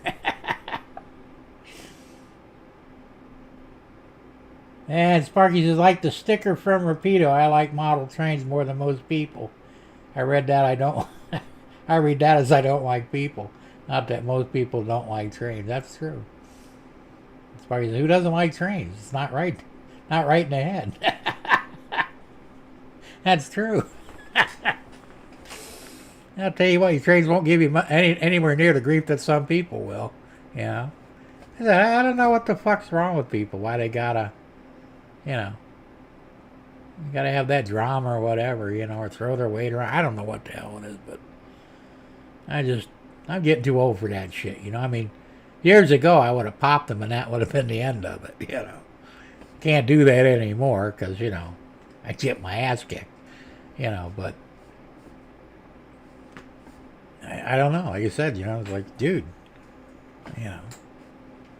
you got to keep your cats off my property. I said, they're outdoor cats. They're not technically mine. They been here since before I moved in. Yeah, we feed them because, it's humane. And you feed them too. Why do you think they keep coming over near your yard? I don't know. Then he got a problem with my dog because, he used to give my dog treats every morning. So when I went out in the morning to come over here, I'd let him out. He'd run right over there and, bark for Randy to give him a treat. Randy gave him a couple of treats, and it's like, all right, so, now he hates the dog. So if the dog comes to my yard, I'm going to club him. I said, well, you don't want to do that because, that would be bullshit. He said, well, legally I can. Yeah, legally you can. So I said, I'll tell you what, I'm just going to put the dog on a leash, and that'll solve that problem. I'll keep him away from your property, So I had to do that, and I've got to put him on a leash every time I bring him outside because, at a dog, it's always or never. And when you're always feeding a dog, he expects it. So he naturally wants to go over there and get his free treat, but apparently that's not going to happen anymore, so. I don't know. I said, I don't understand people, Yeah, I don't give a shit. But, my wife's kind of mad. She said, well, we got to get rid of the cats tonight. I said, well, it's better to get rid of the cats. I said, you have indoor cats, which we're finding. They stay indoors.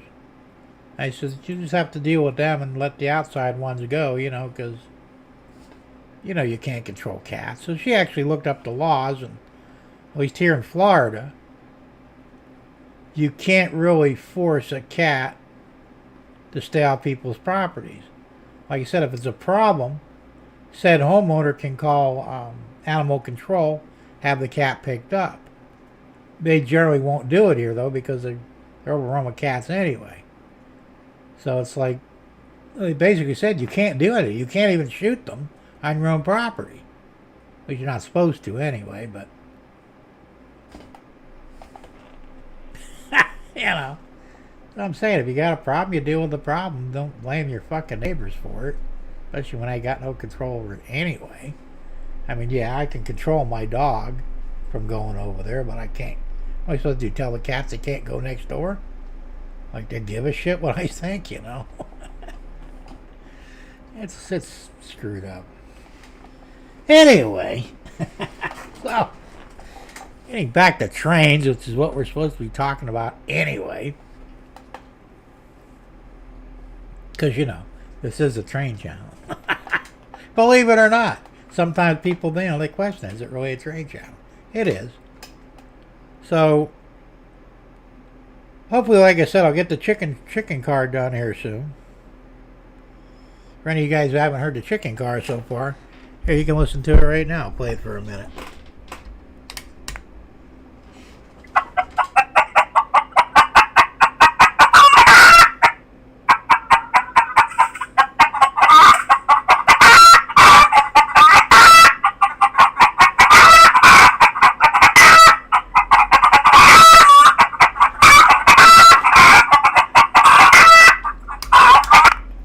Could you imagine 8 hours of that?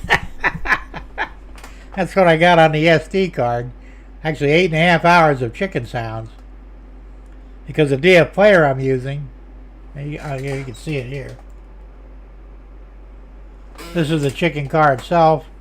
This is a DF player here on a breadboard. I've got a buck converter here to drop the voltage down to 5 volts for you to track voltage. A couple of keep alive capacitors, but I think I'm going to have to get bigger ones.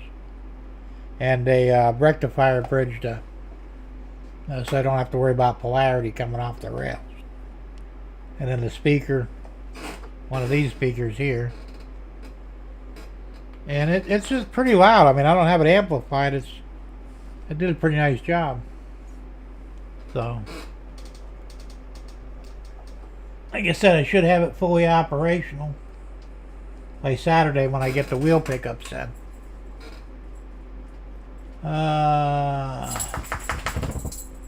Tom says, you try and tell a cat something, they look at you like you're strange, and the cat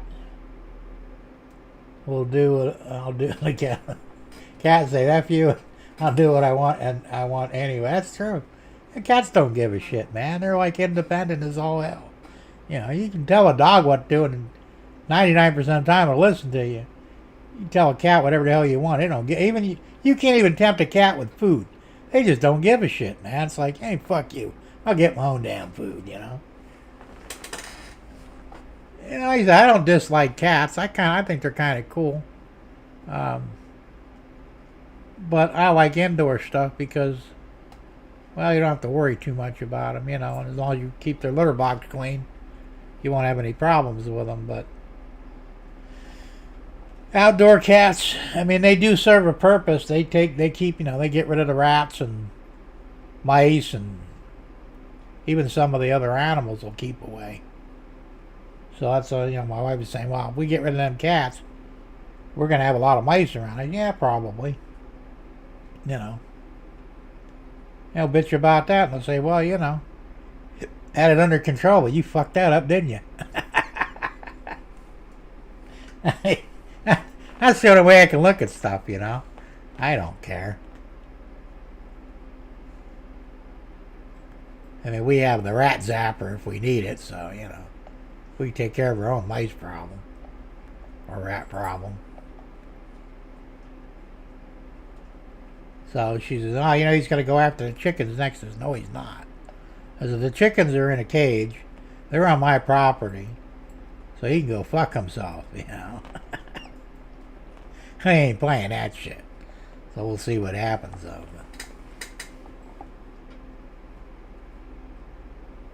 So anyway,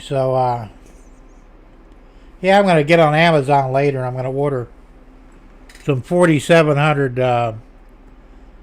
microfarad 25 volt capacitors.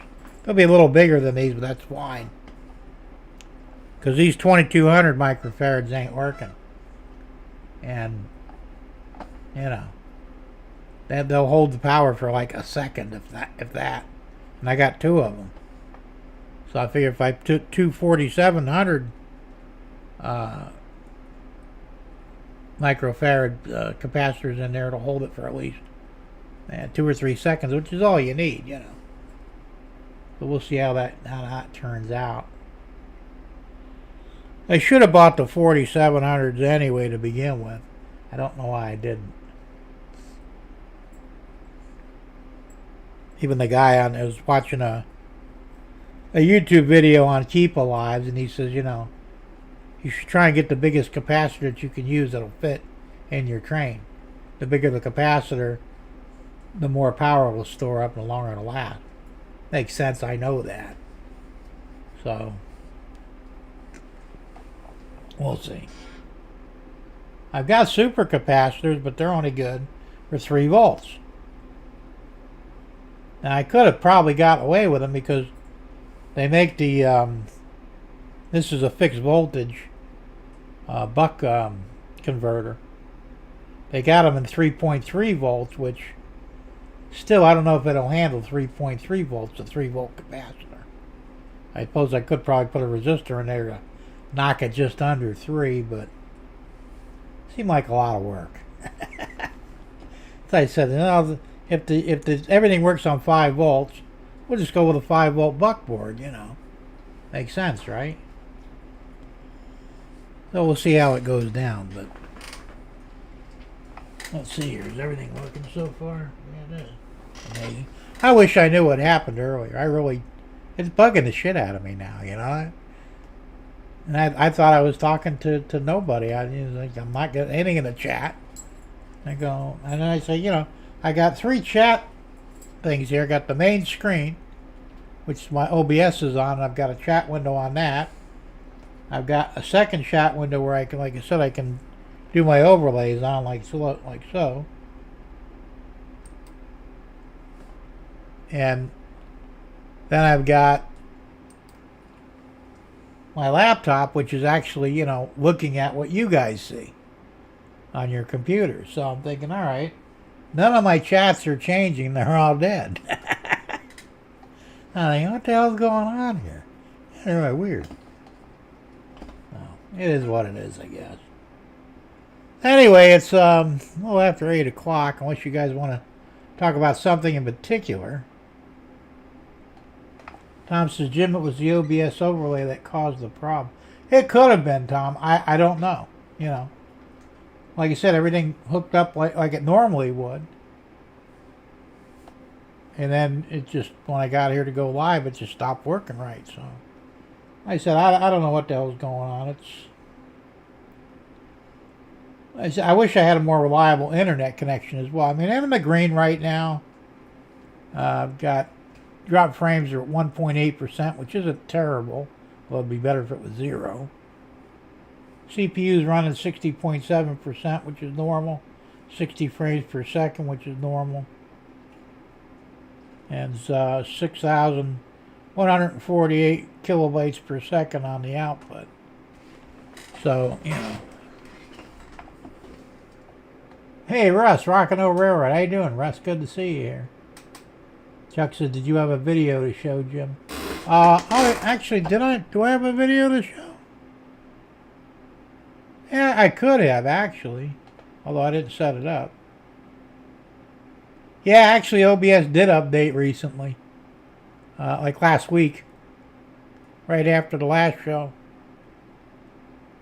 Same thing with my, my Stream Deck updated, too. Could have had something to do with it. Yeah, we'll have to do the video next time, Chuck. Like I said, I think it was the one on the chicken car. I thought I showed that last week. But I may not have. I don't remember.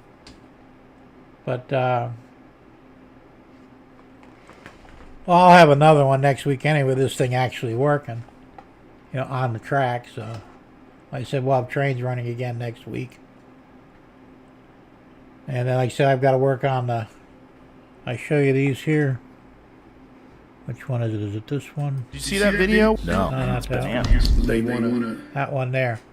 I won those on an auction on eBay. And I should have them tomorrow. They're coming out of Maine. I got all 3 of the pieces there for $31. The one in the front, I believe, is in good running condition. The one in the back, I don't know if it runs or not. He didn't specify. But he said you could take both of them and make a really nice looking locomotive out of both of them, because they're both the same. I've got to do some modifications on the top where those humps are. I don't know what they're supposed to be. Is it a steam cavity or something? I don't know. But I've got to remove the one in the front and the one in the back, and then there's one in front of it. And I'll remove the one in the back too, and I've got to make taller ones, so I'm going to print out taller ones and mount them on the top. And I've got to put a bell where the front hump is. The 148, the one I'm modeling after, has a bell on the front. And I'll have to move the headlight from... On that one is mounted low. I have to mount it on the top of the tank. So I've got a few modifications to make to it. I should be able to do it. Those are supposed to be die-cast bodies on that. Which will make things a little difficult, but still, I can do it. If they were plastic, it would be easier, but it doesn't really matter. and then another DC. So eventually I'll put DCC in there, and with sound.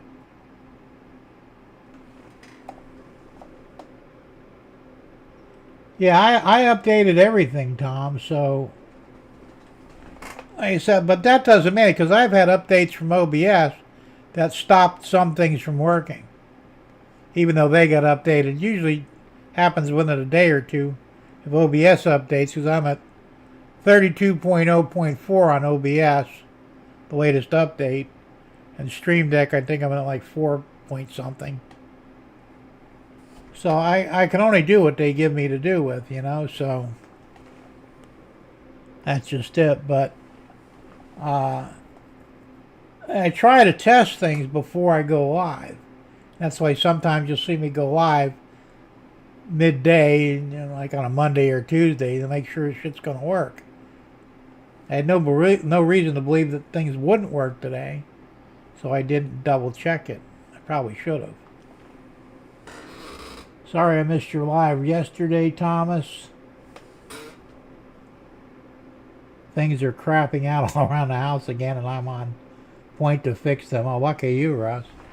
You're in good company. Like I said, I've got kitchen sink. I got to replace the faucet and do some modifications on the plumbing. It's a clusterfuck. A refrigerator, the water dispenser stopped working in it. It leaks. So I got to replace I think the module underneath. I got a new one already. I just got to go around and pulling the old one out, putting it in. There's always some fucking thing that's going wrong, The pain in the ass.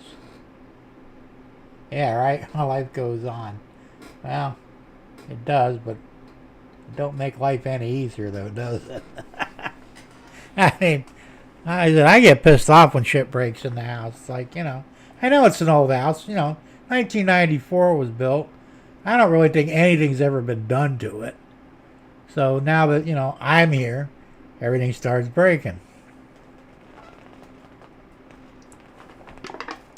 Now, I replaced a lot of stuff when I bought the house 5 years ago. But I didn't replace everything, And there's some things I want to do. Like I bought all new faucets for all the bathrooms. I've got 3 bathrooms in the main house.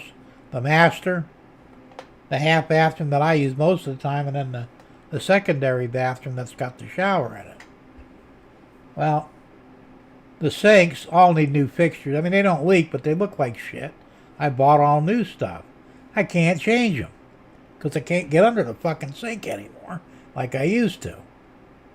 So the only way I'm going to change them is either to lift the top of the sink up, which can be done. It's going to be more work. And I may have to do that at some point. And then the shower, that one leaks now, not internally, but, it drips out of the shower head a little bit. So that needs to be replaced. And of course, I'll have to open up the wall on the garage side and change that assembly out because I don't want to fuck up the tile. So I've got drywall behind it, in the garage. I'll cut it out of that and I'll change that out. So, it's one fucking thing after another. I mean, it sucks. And nobody said life was easy, but, it would be a lot easier if these things would happen, 10 years ago. I was in better shape then. Russ says it's always something when you own a house. That's true, Like I said, that's one of the downsides of home ownership, but at the end of the day, though, it's still your house. My house is paid off. So I technically own it, but not really. If the governor ever does do away with property taxes like he's claiming, then I will have true ownership. But right now I'm still paying, rent every year through property tax, which I just paid. That was $1,400 fucking dollars. I know it's not much for some of you guys, but, it's still a lot, man. Money I could have used to buy trains with, Shizzle breaks in 3s or 4s in my house. Well, same here. I had to replace the tankless water heater in the kitchen because it powers half my house and the guest house. And the problem is the water quality here is so garbage I'm probably going to have to put a filter in before the heater because the heaters go bad. Now the second heater, which runs the shower and the back bathroom, it's not putting out hot water anymore, and that's a real problem for me because that's the only way I can bathe. So I'm going to attempt to clean it, but chances are I'm going to wind up replacing it. It's only 5 years old, you know. And once again, I think I'm going to put a filter in front of it because the water here is just, it's terrible. It's not drinkable, you know. I mean, we filter our water, anything we drink, with a gravity filter. It's called a Dalton. It's like a Berkey. And that's the only way we drink the water. I wouldn't drink it out of the tap. There ain't no way in hell, you know. So. Tom says, one day I want to replace my shower head. One on there is one of those water restricting ones, which I do not like in a hurry to do that rather than work on my, which I do not like, not in a hurry to do that rather work on my trains. I hear you. I just replaced the shower. I have the shower cable, you know, the remote one. I just replaced that for the third time because the last one was fucked up, you know. Yeah, they're all electric, no gas. Like I said, I got rid of the water tanks and went tankless on both of them. So I've got one in the garage and one in the kitchen. The one in the garage covers the back half of the house, the bathroom and the washing machine. And the one on the kitchen covers 2 bathrooms. You see them in the back in the green again. Covers 2 bathrooms, the kitchen, and the guest house. So it's plus the dishwasher and whatever. But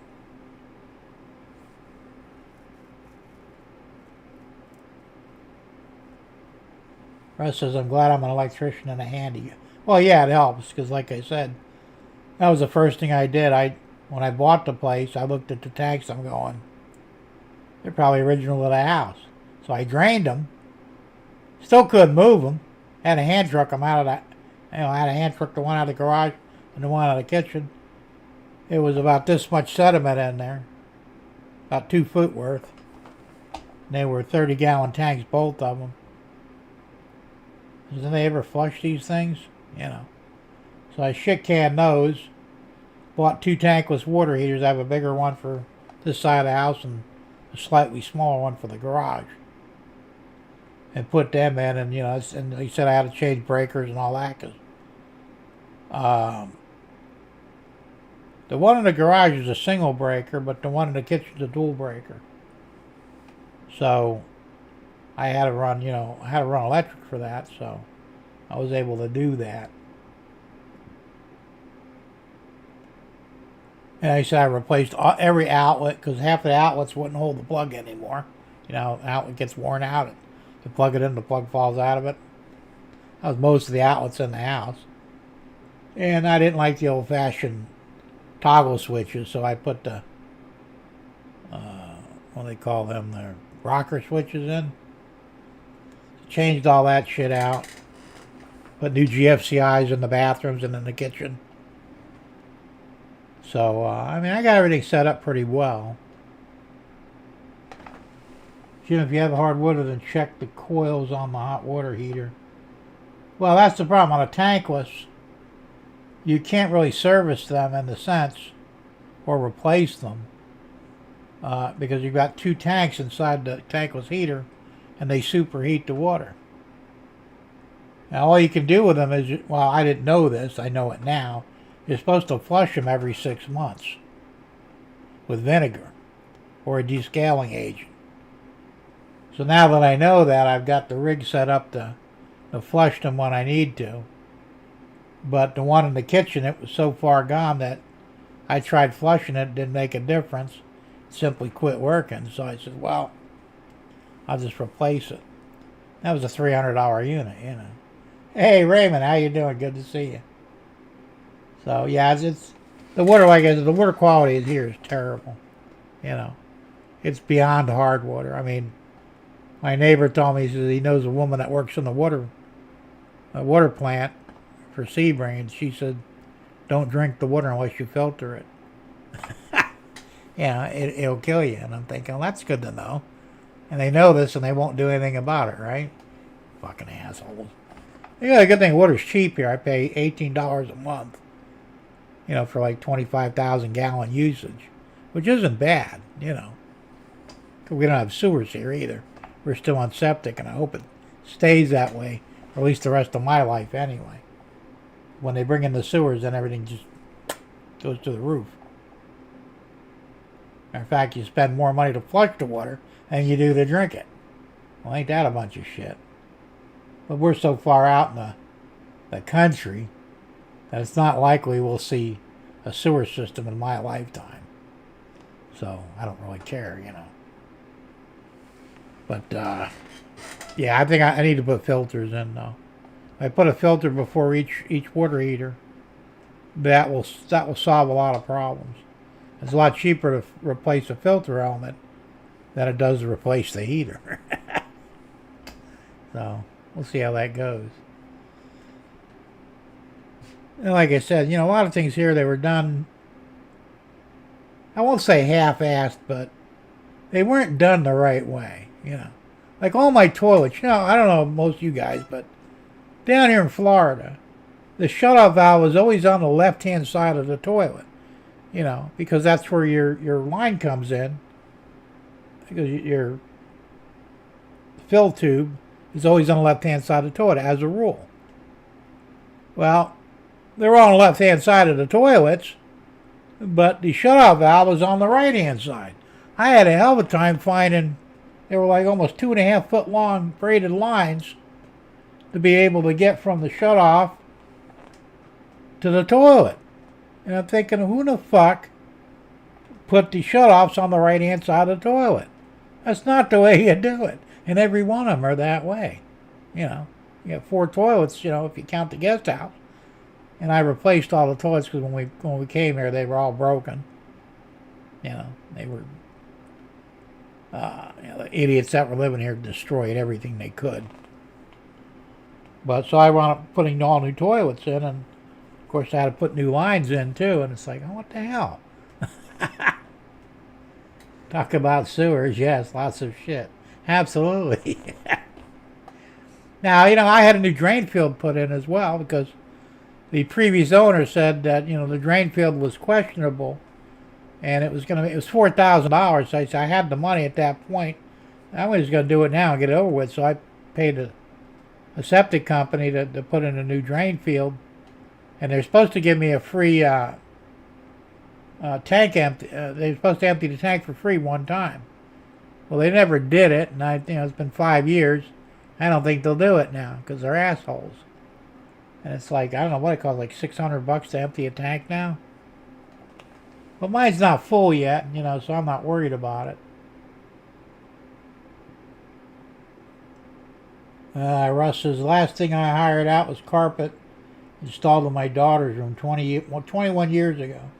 I personally don't consider carpet a do-it-yourself job. It was only $500 including carpet and pad. Good quality stained metal. Oh, that was a good deal.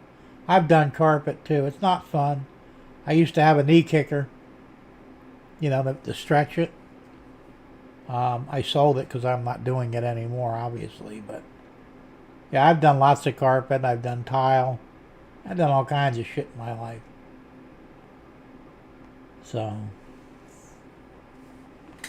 but that wasn't bad. $500 now it'd be about $2,000 probably, if not more. So I'm saying the labor rates are ridiculous. Even if the appliance or the parts or the carpet or whatever is reasonably priced, they're gonna bend you right over on the labor. And it's like, are you fucking kidding me?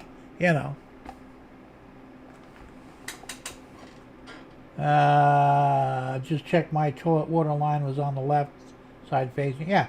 Well, that's where it's supposed to be, Tom. It's on the same side as where it goes up in the tank. I have yet to see one that was on the right-hand side, the tank fill. It's always on the left because your handle is generally on the left or something that they put on the top of the center.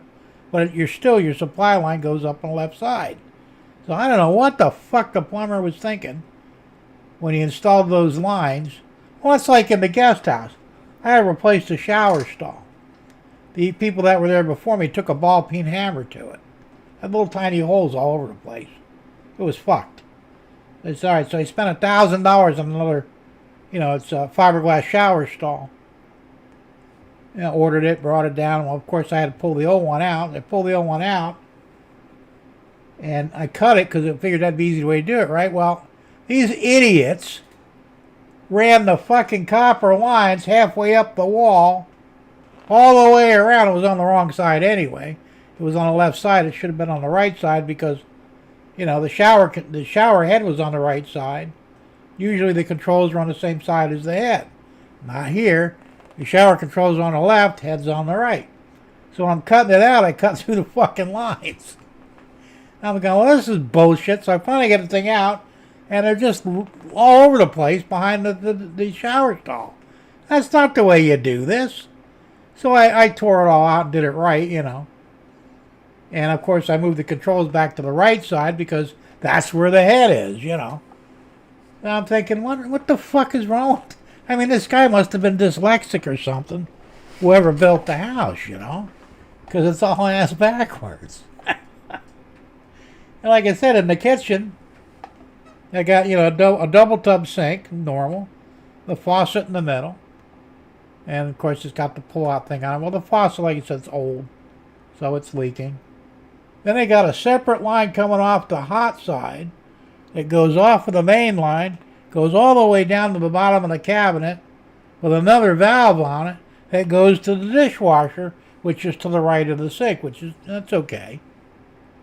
So then they got a double line on the cold side, and the second line goes to a filter and then up to the little mini faucet on the right-hand side of the sink, for like filling your coffee or whatever. It fucking leaks. So I'm going to get rid of all that shit, and do it the right way. So it won't be a big deal, but, who the fuck, what were they thinking when they did this shit, There are rules and codes, and they didn't follow any of them, I have done tile and hardwood all by myself. Yeah, me too. Hey, Tom Strange and Things. Tom, how you doing? Wow, I lost track of time. Good evening, everybody. Good evening to you too, Tom. That's right, you missed all the fun at first. I thought I was dead. I was talking to dead air. I was live, but nothing was updating on my end. And I'm talking to people, but nobody's responding. I thought, well, what the fuck? So I went to call it a night. I said, wait, let me restart it just for shits and giggles. And everybody was already on there. So it was fucked up. I don't know what happened. Something on my end, apparently. All stop valves I have seen are on the left side of the toilet. You are correct. Well, like I said, I've been doing plumbing all my life. I've never seen one on the right-hand side. And every one in my house is on the right-hand side. And not even close to the toilet. One's like a half a foot away to the right. It's like, what do you do? Run low on fucking copper? It doesn't make sense. It's just, is that same with the electrical though? I had to redo the whole guest house.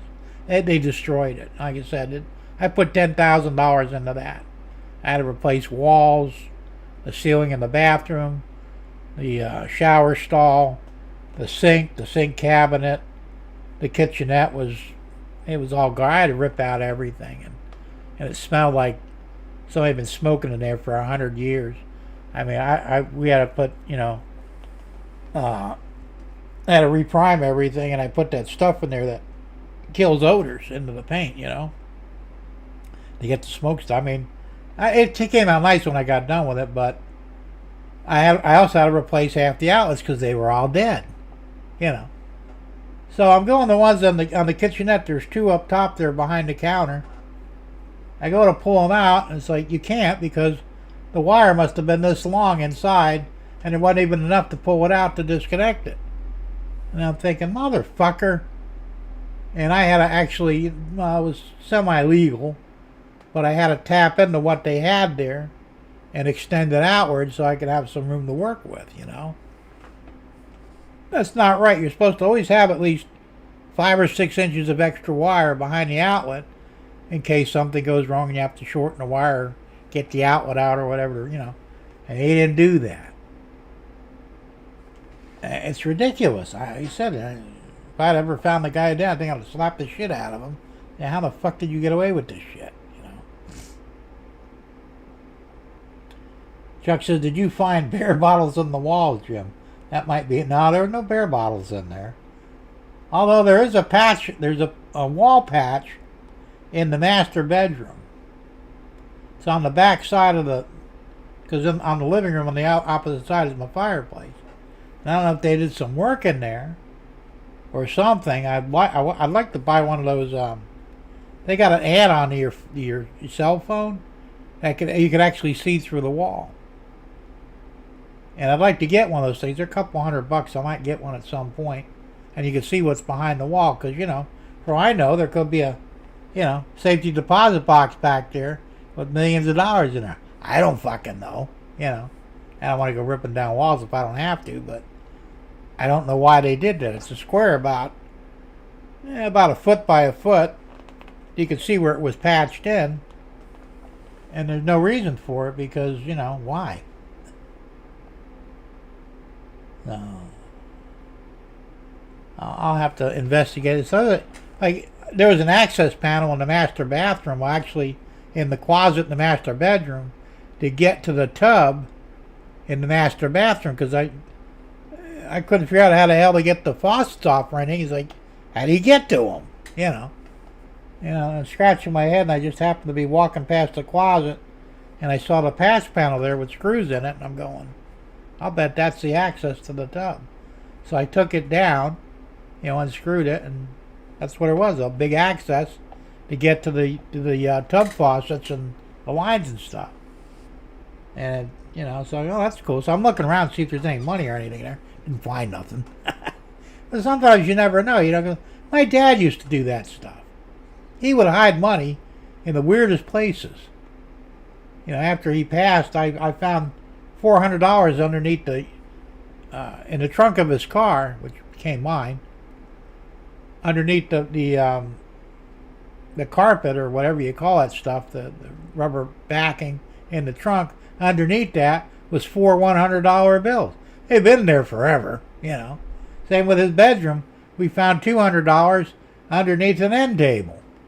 That'd been there forever, I think he probably forgot about it, But, he came from Depression era, and a lot of them guys, they didn't really trust banks that much, so they hid money. My ex-girlfriend, her grandmother died. She was in a nurse, assisted living. And they said, you need to come here and remove all her belongings and stuff. So, all right. So we went down there. We found like $10,000. She had money all over the place, behind curtains, underneath drawers, behind paintings, underneath the mattress. She did not like a bank, and she was very old and probably grew up during the Depression. And she had money stashed all over the place. So holy shit, I mean, I didn't get to keep any of it, neither did Michelle either. Her family found out about it and they grabbed it. But the fact that it was there, though, was pretty impressive. The rest says 99 bottles of beer in the wall. 9 bottles of beer.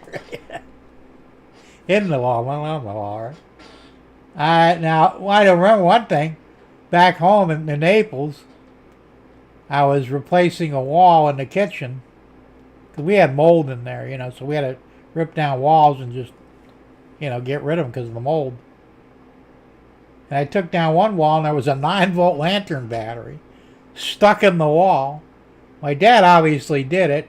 Rather than putting a proper patch in, he jammed that's one of the big square lantern batteries, He jammed that in the fucking wall and drywalled over it. And it was still in there.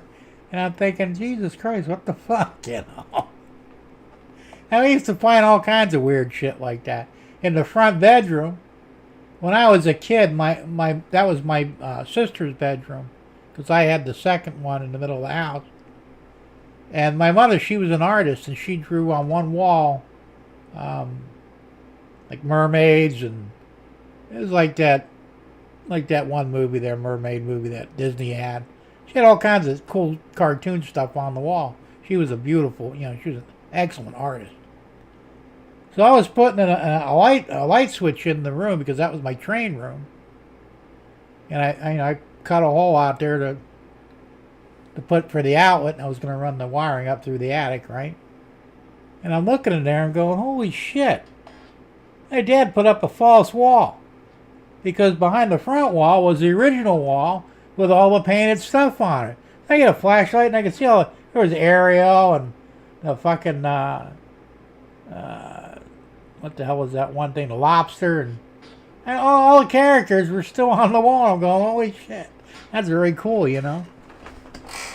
So I mean, but he would do stuff like that. He was really good at carpentry and stuff, but I think he got a little lazy sometimes. And just didn't want to fool with it, and I mean, he lost 4 inches off the room because of it, And same thing in the living room. We had the front wall that was the divider between the bathroom and the kitchen, and he had two layers of sheetrock on that. I have no idea why. So when I tore down the first wall, because like I said, I knew we had black mold in the house, and I had to get rid of it. When I took down the first layer, it was completely black in between the walls, so I wound up taking both walls down and putting up new drywall, and that took care of the black mold. Why he did that, and there was a gap between them. That's what I didn't understand. It was like a 1-inch gap between the original wall and the wall he put up. It's like, why did he do that? Of course, he wasn't around to ask him. He probably wouldn't have remembered anyway, but it was still kind of weird, Tom says, any relation to Fannie Willis? Maybe, who knows?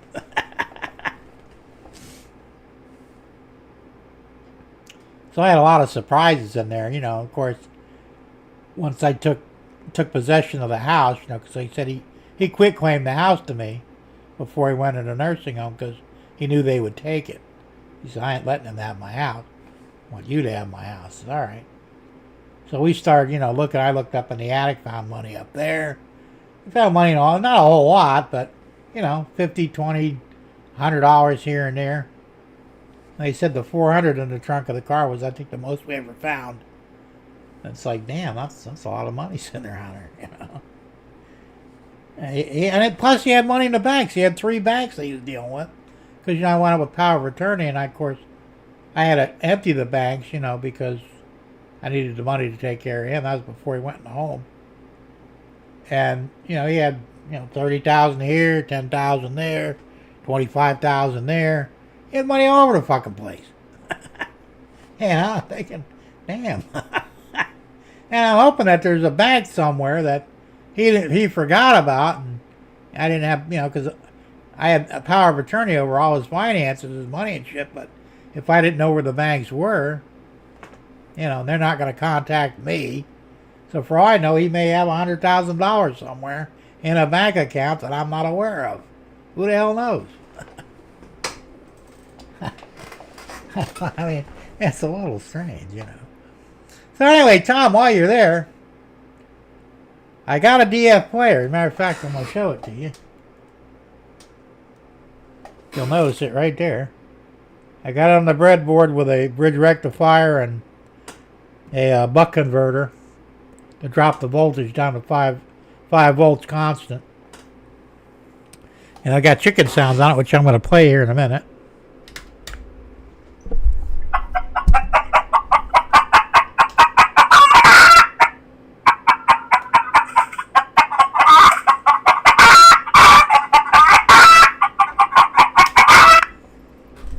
And that goes on for 8.5 hours. The problem with the DF player, now this is probably a clone, because they said the right one, or the proper one, which I guess is made by DF Robot, I don't know, will automatically repeat without Arduino. This one you need the Arduino, either the Nano or the R3, to get it to repeat or do anything else. So I figured, alright, I'll just record 8.5 hours worth of chicken sounds, and now all I have to do is cut the power to the rails and redo it, and it'll start over again. So this way, at least I can go 8.5 hours without worrying about, having to reset anything. Like I say, I also put 2 capacitors in for a keep alive. They're not sufficient. I'm going to get bigger ones. I've got 2200 microfarads in there now. I'm going to put 2 4700 microfarads in. And that should buy me a couple of seconds of backup time, because this really just isn't enough. But thanks for that, because yeah, it sounds great. I built the speakers. I 3D printed a box for them. I just glued it. It's a 28 millimeter speaker, and that's how they sound with the box. Without the baffle box, they're not that loud, but came out good. I was really surprised. So. And I got 2 of the DF players. Like I said, I got the second one here. I got plenty of breadboards and buck converters and all that, so I'll use that too. But originally I bought this one, which I think I showed you last week. It's too big for a rail car though, so I can use that on my overhead platform. I'll just put my voice on there with instructions, for embarking and debarking and whatever, all that shit, schedules or something. I'll think of something. But very good. And it wasn't hard to figure out either. I found the schematic online because it didn't come with one. It's like, all right, this, and this I got to hook up, and we're good to go. So, thanks for that, man. I appreciate that advice. And I love Arduino anyway. So, and like I said, if I'd have had to, I would have got a Nano to put in there. I have enough room in the car to do it, but it's just easier without it. So I figured if I can run a standalone, I'll go that route. So, Tom said there may be a certain resistor across 2 pins for different. Yeah, there probably is. I couldn't find any info on it. Like they had, you could set up switches. Either they had one that was a pressure sensitive switch, and then they had regular, just regular push button switches, like this one here. And you could wire them in, and you can make it do, because the way it now is, it'll only play the first song, or first. I've got a wave file in there. If you wanted to do the second one and third one, you need extra switches, or an Arduino. But without the Arduino, you needed like 3 switches, and you could also change the volume. Now I could change the volume on this to a point. I've got it turned up all the way, and that's fine. I didn't need an amp with it, because I did buy amplifiers. Now see these here. There's 4 on a card, and they're amplifiers you can put in there, and they'll jack up the sound, but turns out I didn't need them anyway. So it worked out pretty good. Now I got no money. The 2 DF players, I think it was $7.99 for a pair of them. And the amplifiers were $5.99 for 5 of them. The speakers were $7.99 for 6 of them. They said I got the 28 millimeter. They work perfectly. They're 8 ohm, 2 watt. And the buck converters, I think I got 6 of those for $4.99. So I don't have $20 tied up in it, you might as well say, and I could do multiple cars. So I'm going to do this one here. This is also a chicken car. I can see under my hand there. It's in the way. Actually says chicken on it. And I think I'm going to do 2 chicken cars. So the only thing I'm waiting on is I ordered I could have done it myself, but I would have still had to get the copper tubing. I found a place that does the copper tubing on the axles for power pickups. It was $6 for a pair of them. So I bought 2 pairs of them. So that'll take care of my power pickups for the sound. And it's all going to work out pretty good. Look at the AD key mode for loop all. Alright, I'll check that out. Matter of fact, I'm gonna copy that. Let's see, open link in new tab. Can I do that? Alright, yeah. I'll check that out later. Like I said, there were some things I couldn't find. As one guy kept writing, he says, you can make it repeat without the Uno or without the Nano. As standalone, it will repeat, and you have to do this. And I'm thinking, well, I didn't really go into detail. It says, you find the play trigger, and I'm going, but the play trigger is I'm already hitting that, and it ain't doing nothing. Now if I put a button in, a long press on the button, that'll make it repeat itself. The problem is, I'd have to press the button every time I put power to it. I didn't want to fool with that. I said I wanted to do it on its own as soon as I, put power on the track. So, like I said, this works fine, because like I said, I got an 8.5 hour recording on there. And I could have went probably like a week's worth, because that's a 16 gig SD card in there, and I'm using 1.3 gigabytes for 8.5 hours. So you figure what, I could go like a whole week if I wanted to fill the card. And one guy said if you fill the card, it'll automatically reset and restart. That may be true, but that's a lot of fucking sound for. I mean, if I had maybe like a small card, like a 2 meg or 2 gig or something, I could have done that. But anyway, but it's working fine for what I need, and that's all that matters. Now, same thing on the platforms, which I'm gonna use the big one on the one platform. I'll probably use the DF player on the second platform, since I already have it, and I'll probably set up the same on that. Have a long ass loop, or a long ass wave file, so that it won't have a chance to you won't have to worry about resetting it for that day anyway. But we'll see. This is try a 51K resistor between ground and AD key 1. Alright, I'll see if I have one of those resistors. Let me write that down, because I'll forget it otherwise. 51K. I probably have one. If I don't, I can get one, though. Resistor. Yeah, that might work. I mean, I'll try anything at this point, Like I said, on this particular one, I'm okay with it, but for future reference, like I said, for the platform, that would be handled if I could put it in repeat mode. Then I wouldn't have to have like an 8-hour recording. So, I'll work on it. I appreciate all your help, Tom. I know you're the go-to guy when it comes to Arduino. So, like I said, luckily I had no problems with it, and everything fits in the train car, so we're good to go.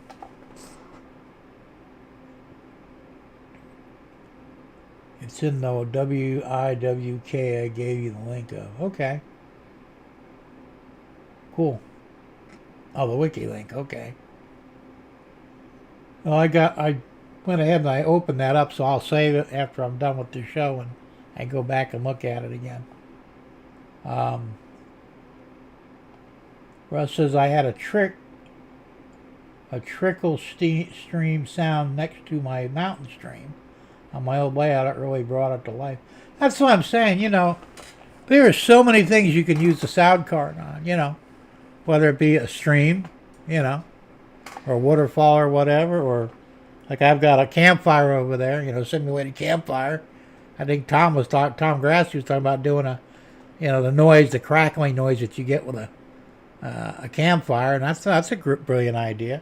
If you got a welding shop and you want to hear that bzz, bzz, bzz, perfect for that. Any place where you need sound, or even thunder, thunder and lightning, if you got that set up going. I think Tom Grassi's got that too. You can use these sound cards. I mean, the places you can put them on your layout is like amazing. There's no limit to what you could put in. And sound files are easy to get. You can get almost anything you want, So sure, yeah, why not? I don't have a waterfall, so I mean, if I did though, I would probably do the the stream, the sound of the waterfall thing. That'd be cool. But yeah, these things are real easy to use. They're compact, and they're low voltage. So most of the shit runs on 5 volts. I think the DF player will go from 2.5 to 5 volts, so that you got a pretty big area there you can work with. So, you know, you got a 5 volt wall wart or whatever, that's perfect for it. Or you can use the buck converter, or even battery power if you needed to. So there's a lot of ways to go about it, and as I said, you could put it in a loop or one-time deal with a switch. You know, you hit it whenever you want it to make it sound.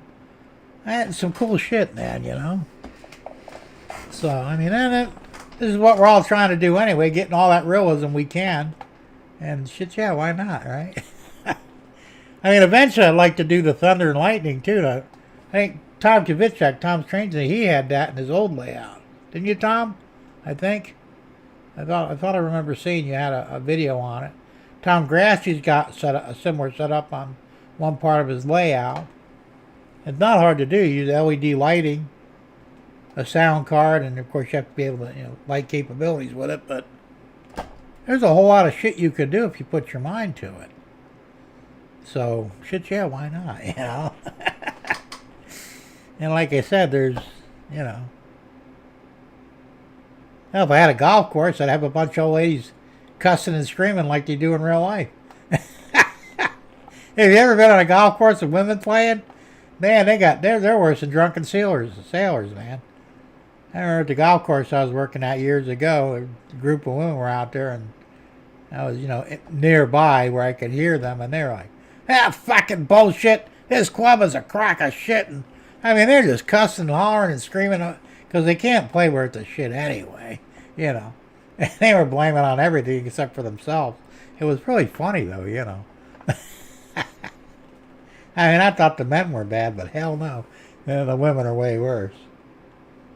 Tom says Epidemic Sound has a 30-day free subscription where you can download as many sound effects as you want. Just can't. Yeah, I'm aware of that because I had them for a while, and I let it go because I couldn't really afford it. But you're right, though. They have a shitload of sound effects and everything else, so that would be something to look at. Like you said, just cancel before the 30 days. So, Tom says, yeah, I had lightning and welding. There you go. Like I said, I may put a welding shop in it. So I actually have a welding shop, but I just don't have the sound effects or the lighting effects to go with it.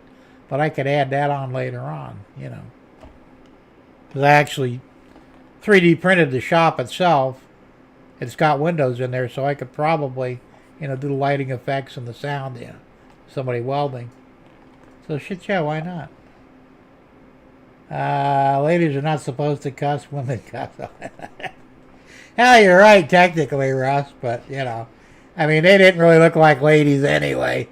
They were all, they were big backs,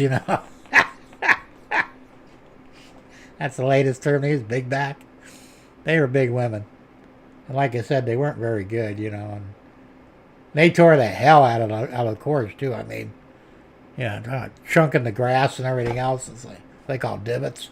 And they wouldn't repair their divots because there was divot tools on every green. And you're supposed to repair any damage you do. So there'd be I can't remember what it was now. It looked like a shovel-looking thing to repair the divot in case, you actually was on the, not on the green in front there where you first start. I can't remember shit anymore. And if you're on the green, if you damage that, you're supposed to let somebody know so they can come and fix it. Although you shouldn't damage the green as a rule. The only thing that nobody cared about was the fairways. The fairway was fine. You can do whatever you want to that. And they did.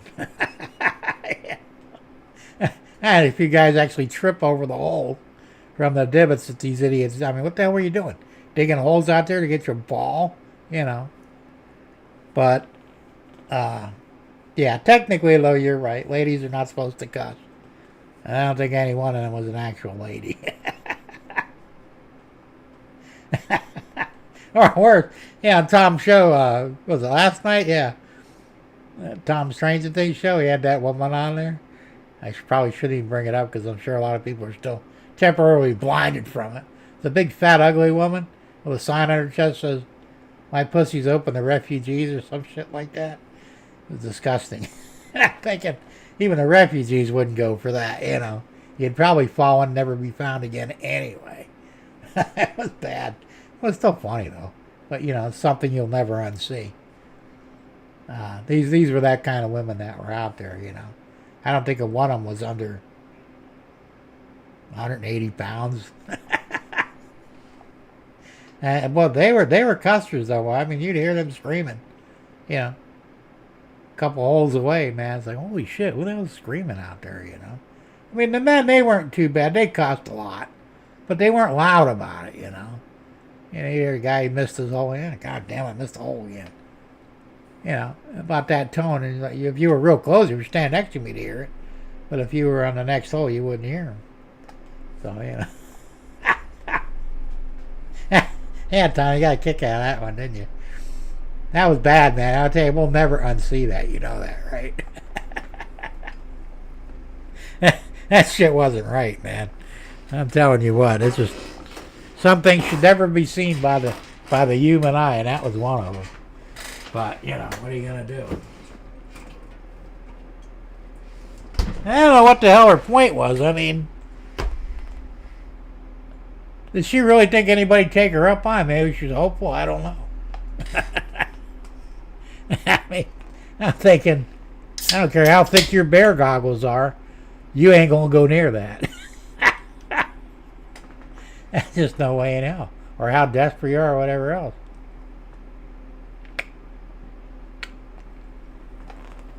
Of course, some of them Hispanics like big women anyway. Yeah. That more cushion, less pushing or some shit like that. I don't know. But yeah, I could do that. If I had a golf course, I would do that. Of course, golf courses take too much real estate, so I wouldn't do it. But I got the nude lake, but I mean, I don't know what kind of noises you could have on that. You know. So other than that, like I said, I got the campfire. That'd be good. The welding shop. I could do a thunder and lightning scene, and you know, part of the layout. I'd like to put a bigger tunnel in on the back, and I'm probably going to. Tom says she thought it was an invitation. No one else would go near. That could be, Tom. I don't know, man. I hate to make fun of people like that, but come on, really? You know. Russ says there are also companies that make do-it-yourself LED cloud and thunder. Yeah, I've seen those. They're kind of pricey, though. I would probably do my own. Like I said, I would use Arduino for it. I mean, I know a lot of you guys are intimidated by Arduino, and that's cool. But it's not really as complicated as you think. It's just, you know, if you're not familiar with it, it's a little intimidating, but it's real easy to use. It really is. You know, you just, most of the code that you need has already been written by somebody. So you just got to get on the computer, find the code, or you can even modify it a little bit to suit your taste. But that's the hardest part of Arduino is the coding. And like I said, in most cases, most of the coding has already been written by somebody else because, you know, somebody else probably had the same idea you did and actually went through with it. Like, I don't consider myself good enough to write code yet. But if I decide I really need to, I will learn, you know. I mean, look, I learned BASIC back in the day. I started to learn a little bit of Fortran. And then, you know, you said you didn't need it anymore, so I forgot all of it now. But, you know, if I need something, I'll learn how to do it. So, but Arduino's the same way. There's a lot of shit you can do with it. And, of course, you got guys like Tom Strange and things. He'll help you out with it, I'm sure, you know, because he's the resident genius when it comes to Arduino. You know. Or me, or even, you know, Tom Grassi. We try and help you, you know, somehow, because I know a little bit, just not as much as Tom Kvichak does, but, you know. So, yeah, I'd like to put a tunnel in, probably the whole back over the one main. Because I've got a sort of a tunnel there now, but I've got to finish the exterior of it. And I'd like to have it kind of wrap around one corner, possibly even both. Just for shits and giggles, you know. I got plenty of bridges. I don't need that. Of course, like I said, I'm going to make a new main line for the U.S. Sugar. I've already got it laid out on this side of the shed, but I don't have anything in the back or this side. So I'm going to have to figure out a way to run another track in. And so it'll have a dedicated line, and I plan on using a motorman. I talked about this before, so I'm repeating myself, but I'm going to use a motorman to control it back and forth. It'll be automated. Same with the overhead rail. That'll also, the motorman will go back and forth on its own. And that'll be a cool addition, you know, to the layout, so. Like I said, I got a whole bunch of stuff to do. Now, next month on the 7th, me and my Debbie and Tom and his Debbie, we're going up to the village as a train show. I can't wait, man. I should have about $300 to blow. Because like I said, my taxes are paid. That was the big thing, so that's done. Hey, Dave Nitch, how you doing? Good to see you here. So I'm going to have $300 to blow, and I intend to spend most of it out there. So I'll be looking for rolling stock and any cool shit I think I might see. We'll see. Well, I'm looking forward to it because I've never been to the villages. And according to Tom, it's a really good show. So we're excited about going.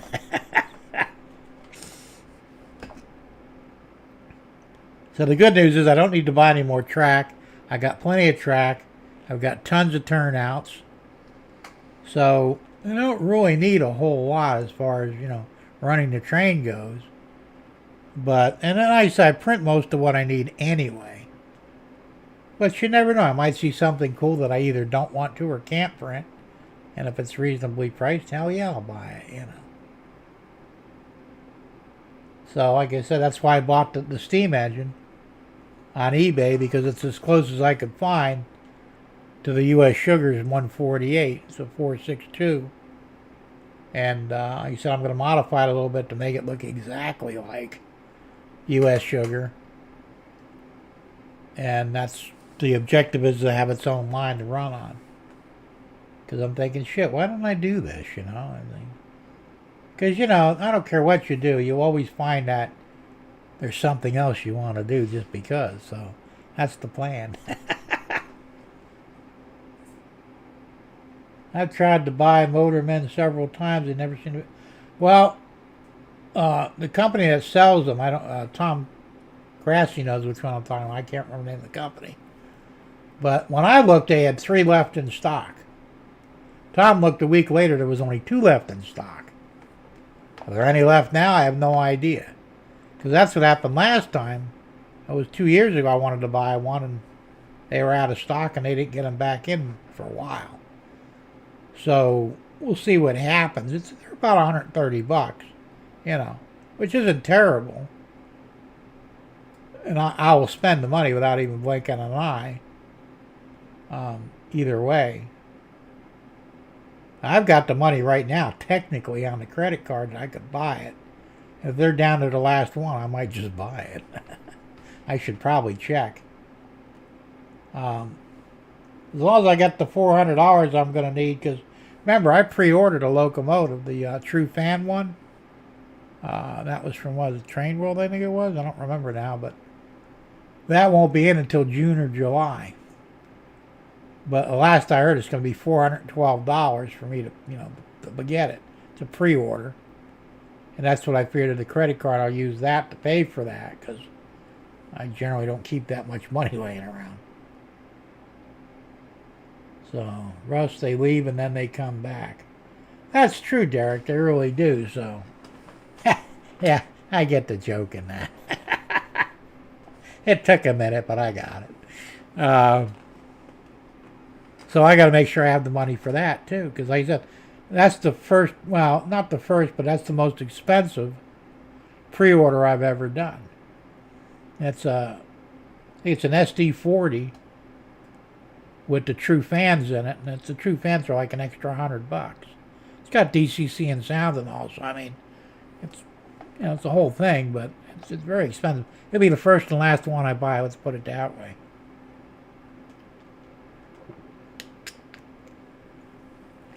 Matter of fact, I talked Crooked Dave into buying one the same day. So he's getting one too.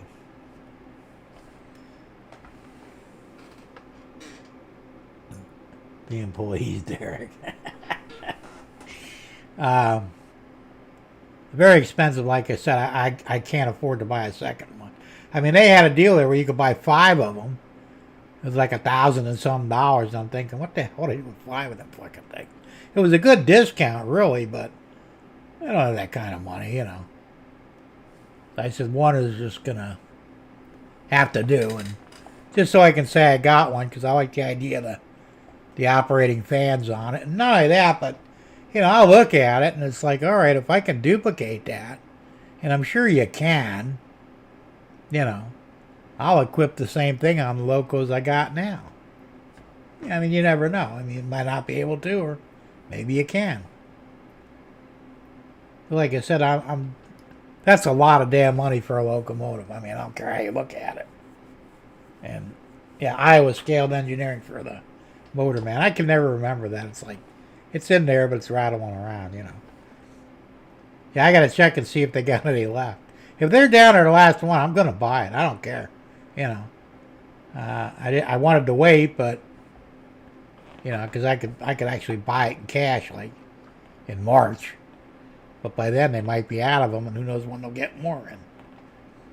You would think they would keep a fair amount of those things in stock, but... Or maybe they're just a big seller, and I don't realize it. I don't know. You know. It's neat, because it works on both DC and DCC. And me and Tom were talking about it the other day, and I think he said you can use up to, 72 locomotives on a single unit? So it's like, you know, that's incredible. All I need to do is, you know, run 2. So, it's going to be cool. Of course, we also came up with a good idea for running the sensors, too, because the sensor has to be one on this side and one on that side. And, of course, I got the tip up here, and I was going to put a cutoff switch in, but then Tom said, why don't you just run it down on the floor and then run it up? And I go, well, you know, if I get one of those, they make those, through like offices, it's a sticky thing you put on the floor, and you can put like USB cables under it. So I'll get one of those to bury the wires so they don't get damaged. And that'll solve a whole bunch of problems, because otherwise, I mean, I can't run the whole length of layout because that's like 60 foot, you know. And that's too much for sensors, I believe. So they are out of stock for months, it seems. You know, as I said, they're tough to get. Well, that's like the, fuck. Tom says Jim Motorman is now out of stock. They're taking back orders now. They must hand that. They probably do. Damn it. See, I should have bought one when I had the money. I mean, I got the money now, but I shouldn't have waited. I should have just bought them, but I think I'm gonna go ahead and buy one anyway, even if it's on back order. When they come in, at least I know I'll get one. And that may be what they're doing, you know. That's the same they're doing with the train engines. Everything now is pre-order. You know why? Because they don't want to build them and pay for them and have them on the shelf. They may or may not sell. So they did the pre-orders. We get 100 people or 1,000 people or whatever to pre-order this locomotive or whatever it might be. Then we'll go ahead, we'll put in an order for, you know, 1,000 of them or whatever. And we know they're sold. I mean, it's a smart business idea, but it also sucks for the consumer, you know. Because, like, most pre-orders take 6 months. I think the last thing I pre-ordered was from Scaled Trains. I got the gondolas. I pre-ordered 6 of them, and it took 5 months to get them in, you know. And I almost forgot about them when they finally came in. I get an email, oh, your gondolas are ready, and I'm going, oh, fuck, I forgot all about that thing. You know, I mean, I had the money, no big deal, but. Jim, I will see Iowa Scaled Engineering at Amherst if they have one there. Yeah, I mean, if you don't mind, like I said, I got the money to pay for it. It's not a problem. If I can't find one beforehand, yeah, definitely. When are you going to Amherst anyway? When does that happen? that this month or next year or what? I don't know when it goes. So, yeah, as I said, I'm sure that's what they're doing. They're probably doing, they're not calling it a pre-order, but they're basically, that's what they're doing, you know. We'll wait till we get, you know, a bunch of people that order them on back order. Then when we get like 100 of them, we'll put in the order, you know, and then we'll get them. And you know, I'm sure that's what they do, because I said a lot of companies are doing that shit now. Oh, you're leaving tomorrow. Oh, no shit. Is that quick? Cool. Oh, this weekend. All right. Yeah, I mean, call me and let me know. Like I said, I'll make arrangements to pay you for it. And that'd be cool. The ISE should have data on sales now. They should know how many to... Well, they should. Well, like I said, they're probably doing it to save money.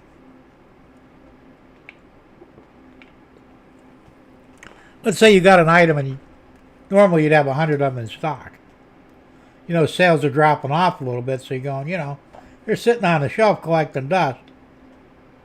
When we sell the last one, we're not going to restock until we know we can sell another 100 of them, you know. So they wait. I appreciate that, Tom. They'll wait until they get 100 orders. Then they'll go ahead and order 100 more so they don't sit on the shelf. It's a smart business move. It really is. The problem is, it's not helpful to the consumer. Great for the business because they don't care. It's like years ago when I was working on cars, you know, I dealt with a specific parts store mostly. Big A, actually. And I go, look, I need a distributor for 73 Pontiac Le Mans. Oh, yeah, we're going to have to order that. I said, why don't you have one in stock? Oh, we can't stock everything. You don't stock anything, you know. Anything you seem to have in stock is fucking spark plugs, wires, and, you know, water pumps and shit like that, but you don't really have the parts that I need, you know. Every time I needed something, they had to order it. Well, it turns out, I mean, I didn't understand at the time, but they didn't want to stock it because it sat on the shelf. That's money that was basically sitting in limbo because they had to pay for the stuff up front. And they didn't actually see a profit on it until it was sold. Like, all right, I understand that. It still sucks, though, you know. If I wanted it next week, I'd waited till next week to buy it. It really did used to piss me off, you know.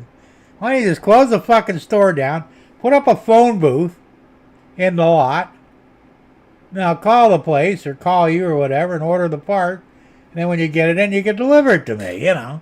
You'd save a ton of money that way. You wouldn't have to have an actual store. He didn't see the humor in it. I did, though.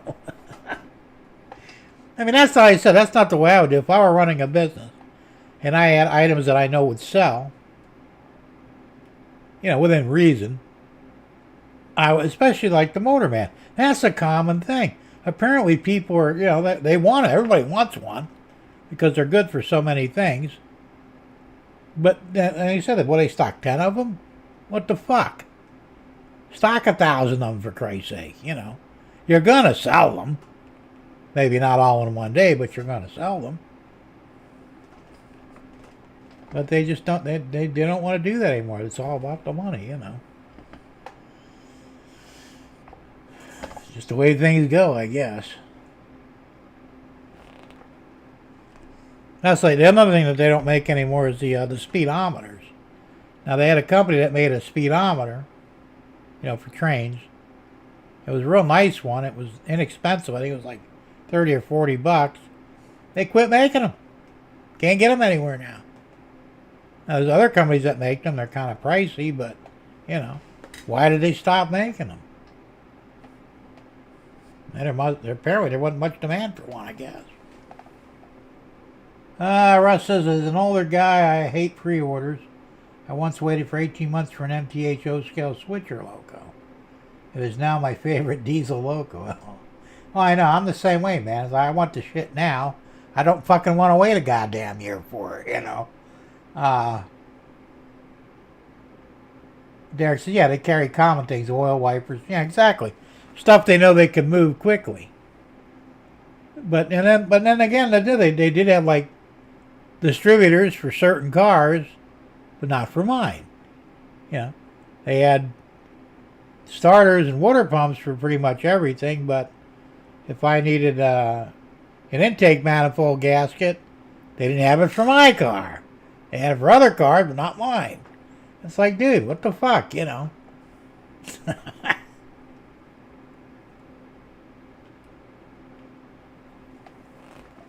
Really used to drive me nuts because, like I said, when I want something, I mean, I hate to sound like a spoiled brat, but when I want something, I want it fucking now.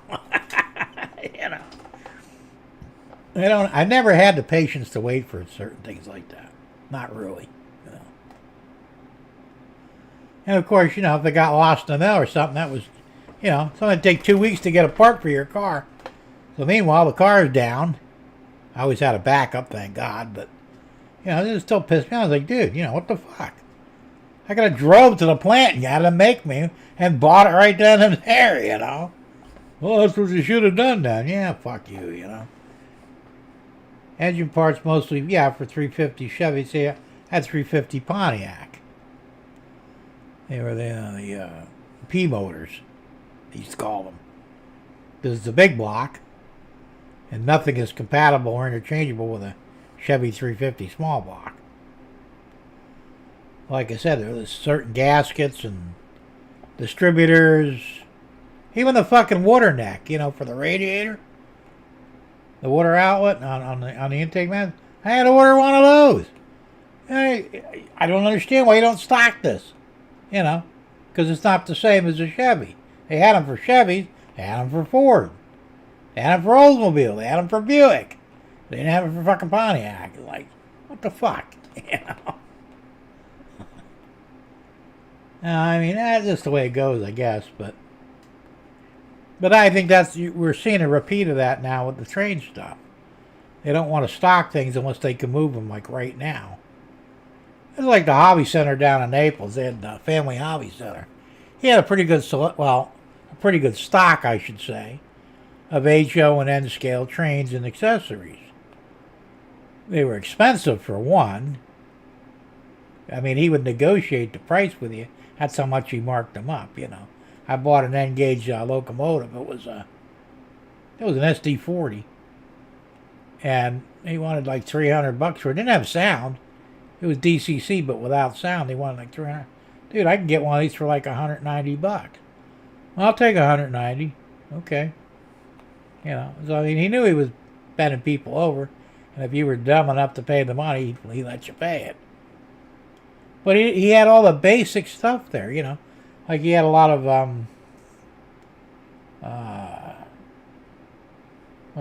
Woodland Scenic stuff.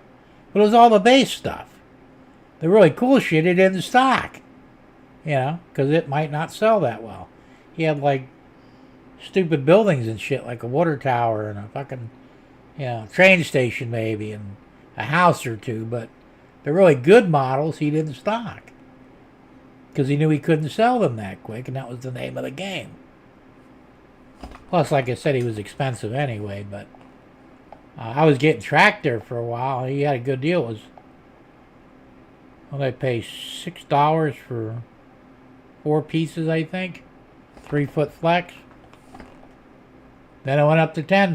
Then it went up to $12. And I said, I got to go to a different hobby shop, and I did, and got them for like $4, you know, for 6 of them again. I had to quit doing business with him because he was getting too expensive. And that's what they would do. If you needed stuff, he'd bend you right over on it. Russ says, my O'Reillys can't even get 1/8 BST fittings for gauges senders anymore. That's pretty bad. Can't even order them. That's ridiculous. 1/8, it's normal. Yeah, that's a common part. And Derek wants to know, Tom, are you staying until Sunday night? He says, yes, leaving later Sunday night. Okay. Well, I mean, if you're going to make the trip over, you might as well stick it out for a while, right? I wish I could go, but that's too far to drive. It ain't happening. But I don't know. I have yet to see a motorman at any of the train shows that I've been to. I haven't been to a lot, but still, I haven't seen them. You know, it's not a common thing that you see, even in the hobby shops. They're not common. So, like I said, I think they would sell more of them if they advertised them better. I don't know. It just seems like they would. The only reason I know about it is from Heath, you know, because Heath had one and he was bragging on it, and I'm going, I need to get one of those. And I should have got one back then when there were plenty of them in stock, and I didn't. And since the word got out, now it seems like everybody wants one, but not enough to stock any of them. So go figure. But yeah, we'll see. But that's like the only thing that I absolutely have to have. That's kind of a priority all the ways around. Because, like I said, I could run the Amtrak manually if I leave one of the other two, at least one of them, let it go on its own. I don't have to pay attention to it, so I can, because I have to monitor the Amtrak. Otherwise, it'll, run past the end of the track. That wouldn't be good. He says, no, they're not on eBay or Amazon. I looked. So you're absolutely right about that, Russ. Like I said, they're getting hard to find. Derek says predicting a lot of snow Sunday. Yeah, it's supposed to get cold again all over, even here. We have snow in North Florida. I keep hoping it'll get down here, but I don't think so. That'd be neat if it did, though. Just for a little while, you know. Tom says, since I am using NCE system, I do not need a motorman. I use the NCE on the mini panels to automate my trains. Yeah, I get the mini panels won't work with Digitrax, so I guess that was my fault for going with Digitrax instead of NCE, but I can't afford to swap out now, so you know. But yeah, I mean, and that's another thing too. You know, you'd think that Digitrax would have came up with a similar thing like the NCE mini panel, but no, they didn't do it. You know, and that could be another reason why they're not stocking them either. If you can use the NCE mini panel, you're probably going to use that before you use the Motorman. Maybe. I mean, I don't know, but you know, I don't know what a mini panel costs, but it might be the same price or cheaper than the Motorman is. I have no idea.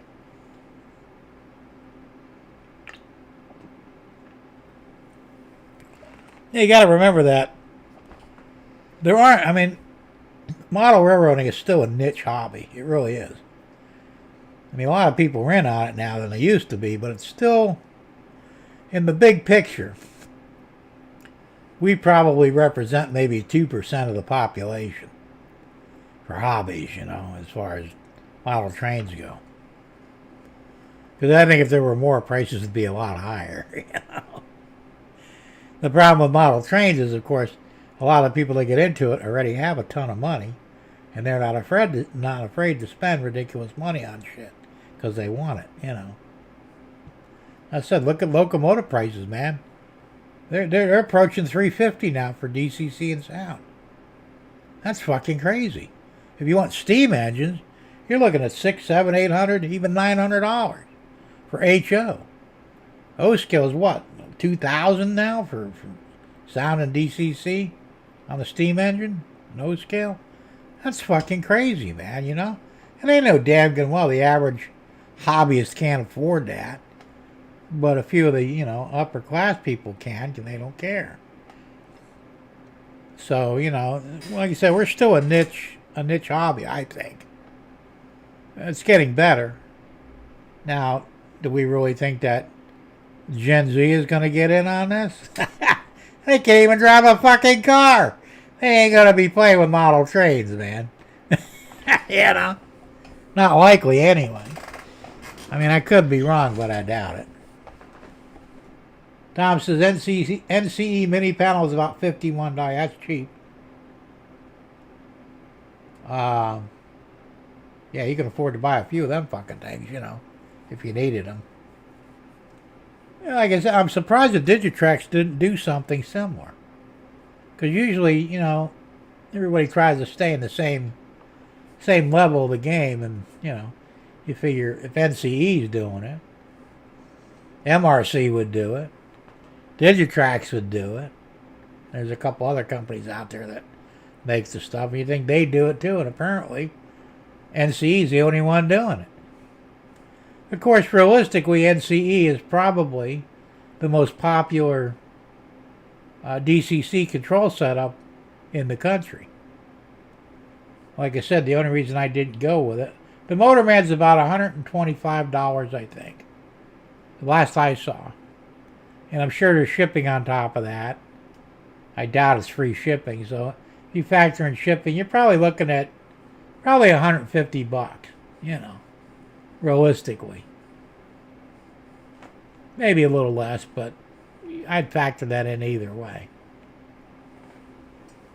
Rest says $1,300 to $2,000 for good old scale steamers. Diesel's about $600. Yeah, that's not something that it ain't fucking cheap, man. I can't afford. I would love to have old scale, but there ain't no way in hell I could afford it. Not at those prices. I can't anyway. Tom says I have 6 mini panels on my layout now. That's not bad. Of course, you got a pretty complex system going there, Tom. So that doesn't surprise me. If I could have went with that, that's what I would have done. But for me to change over to NCE, I'd be probably looking at somewhere between $400 and $600 for the equipment. And then I'd have to teach myself how to use it, because I'm sure it's a little different than Digitrax. I just don't want to go there just yet. Now, if this system ever quits, I probably would go to NCE. Why not? At that point, I'd have to replace it anyway. But for right now, I'll have to stick with the Digitrax. So yeah, nothing's cheap anymore. Like I said, this hobby is getting, unfortunately, outrageously expensive. And now with the fucking tariffs and shit, and I'm not even keeping track of what the tariffs are anymore, but if they're still going and they're still climbing like Trump claims, we're going to be paying a lot more for shit from, overseas. And let's face it, most of the stuff from our hobby is going to come either from China or Japan. And both are getting hit with high tariffs that they're going to pass on to us.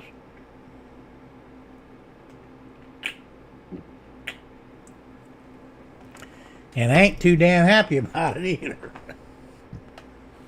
I mean, I understand what he's doing and why, but he should have at least come out and said, look, you guys are going to have to pay more, because ultimately they're going to pass the cost on the consumer. And why wouldn't they? I mean, they can't go too far. We'll just say, fuck you, ain't buying it. But they'll get away with what they can. Good deals on eBay, etc. if you don't need the latest and greatest. Some of them are good. Like I said, I bought those 2 locomotives in the one tender, $31. It was on a bid. I originally put in for up to $40. And I didn't think I was going to get it, because I figured, whoever wanted them. Because it started at $20. And, I think there were 4 bids prior to mine. But I was lucky enough, and that's the second thing I've got. Well, that's the first bidded item I've got. And I got 2 best offers. They accepted my offers, and I got 2 things from them. So it's like, shit, that ain't bad, And you can get some good stuff on eBay, but there's some stuff though. Like I was looking for the 462s before I found the one I bid on. They had a brass one from Japan. They wanted $2,900 for it. And it wasn't even DCC in sound. It was just a DC loco. And I'm thinking, are you out of your fucking minds? So I mean, some of the shit was just outrageous. No, hobbies are not excluded, Derek. And that's the money, because that's where they make the most of their money on. You know, trinkets. I think the big shit, like, you know, appliances and cars and shit, they make some money on. But, you know, you're more likely to haggle over $100 on the price of a car, you know, than you are to haggle over $5 on a hobby-related good. And they know that, and of course they're going to run with it. And never understood that. You got a, well, now they're expensive. You got a $30,000 car, and you want an add-on put. It's like they want $1,000 for it. It's like, I can't afford that. You already spent 30 fucking grand on the car. What's another grand? You know? I mean, that's the way I look at it. But most people don't, apparently. So, and people will haggle over it. No, I'm not buying it. You know, it's $100 more. No, not paying. Not paying $100 more. You ain't taking it then. Fine, I don't care. You know? And that's where we're at with stuff. But some people on Evil Bay think they have gold. I know they do, Derek. It's ridiculous. Like I said, I've seen prices that are here. They're all over the place. It's like, but it's the same product. They had a lot of Athearn Blue Box stuff there. You know, like they had locomotives and whatever. They had the SD40 tunnel motors in Blue Box. You know, it's old stuff, usable. You know, it's DC. One guy wanted, what do you want, $60 for his, which is probably reasonable. Another guy had the same exact thing, wanted $129 for it. And I'm thinking, well, which one do you think I'm going to buy? The $129 one? Think again. You know? I mean, you'd think that they would look and see what other people are getting and price things, you know, in that ballpark. But no, they just put on whatever the hell they want. I saw shells. Old shells, you know, steam locomotive shells, for $40-50 just for the shell. And they look like shit. And I'm thinking, I wouldn't give you $50 for that piece of crap. Look, I give you $5 for it, you know. And I'm probably not selling that stuff anyway, and that's fine, because, you know, fuck them. There are some items that buyers bid up way over reach. I know. I walk away before. Well, and I see that even the local auctions. They used to have county auctions in Naples, you know, years ago. And I always look for, because I bought computers and stuff. Well, at one time I bought a whole block of computers or PCs. They're old stuff, you know, but a lot of usable parts in them, and I figured I could sell some of the shit. It was like 150 towers. Most of them were functioning. 100 and some monitors, remember the old Greens monitors.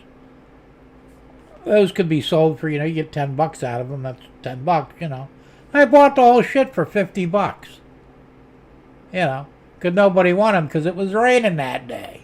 And I'm thinking, rain ain't going to hurt none of that shit. You just dry it out, you know. I loaded up my van, and I mean, it was stuffed with all this shit, you know. And I got a deal. Now, another one I went to was in Cape Coral. The guy had a bag phone. Remember the bag phones? You know, cell phones in a bag? You know, like ancient. They didn't even know if it worked. That thing wound up selling for $150 fucking dollars. And I'm going, they weren't that much when they were new. I want to give you $5 for that fucking thing, you know. They had another computer that a woman next to me was bidding on. I bid on it up to $40, and I said, nah, not worth any more than that. She said, what do you mean? I said, well, it's an old machine. There's no hard drive in it, you know. Well, how do you know? I said, because I know computers, what I do for, you know, a serious hobby. She said, I'm going to bet. She went out bidding almost $200 on this fucking thing. I go, well, I feel sorry for you. You know, you should have went that. I wasn't worth any more than the 40 that I bid on it, but some other asshole was bidding against her, you know. And sometimes you got to wonder, too, if they don't put plants in there to jack the prices up a little bit, you know. So, I mean, I saw a lot of stuff. They had a toolbox. Well, it was a tackle box, plastic, with a bunch of rusty tools in it. It wound up going for like $30. I would give you 30 cents for that fucking thing, you know. The tools were all junk. They're all rusted. people get stupid at at auctions sometimes. Where I've kind of an old hat at auctions, and like you said, I have limits, and not going over that. I don't care,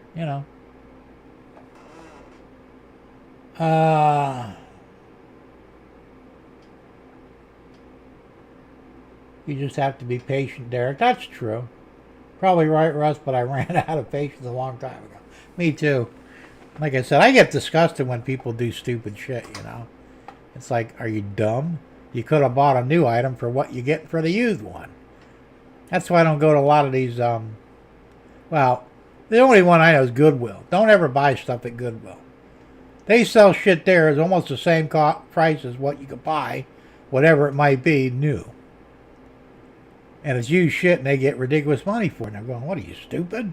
Somebody gave you this shit, and you should take whatever you can get. But no, you put these high prices on there, and unfortunately, there are people dumb enough to buy it. They're the only ones. I mean, you can go to, like, we have a place called New Hope around here. They do good. Their prices are reasonable. Tom and Debbie, they like shopping there all the time. And Salvation Army's not too bad. But Goodwill, I won't buy nothing from them.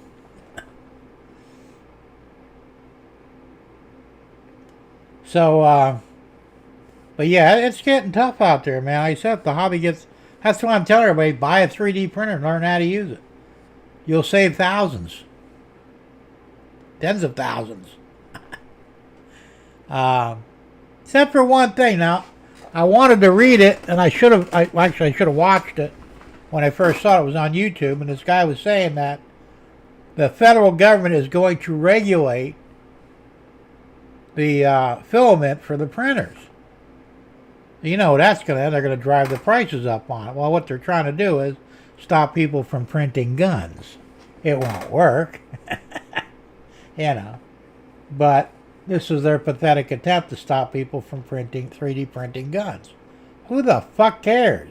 You can't run out of patience when you're an MR model railroader, Derek. You have to play the long game with eBay. I get tons of great deals. That's true, to some degree. Like I said, if I see something good, I'll buy it or I'll bid on it. To a certain degree, I said I wasn't willing to go over $40 on those two locomotives. I figured I don't know nothing about them. One supposedly runs, the other one he doesn't specify. And I think that's probably why I wound up the high bidder at $31 because nobody else wanted to take the chance either. I was willing to go 40 because I figured, I could resell them and make my money back. Figured if I'm dumb enough to buy them, then somebody else would be too, right? But that's true. So I was willing to take a chance. Would I have bid more than that? Oh, fuck no. I want some sort of guarantee that, it's in good operating condition and it's intact. And then I might spend a little more money on it. But, I'm not an idiot either, so. At least, I don't think I am.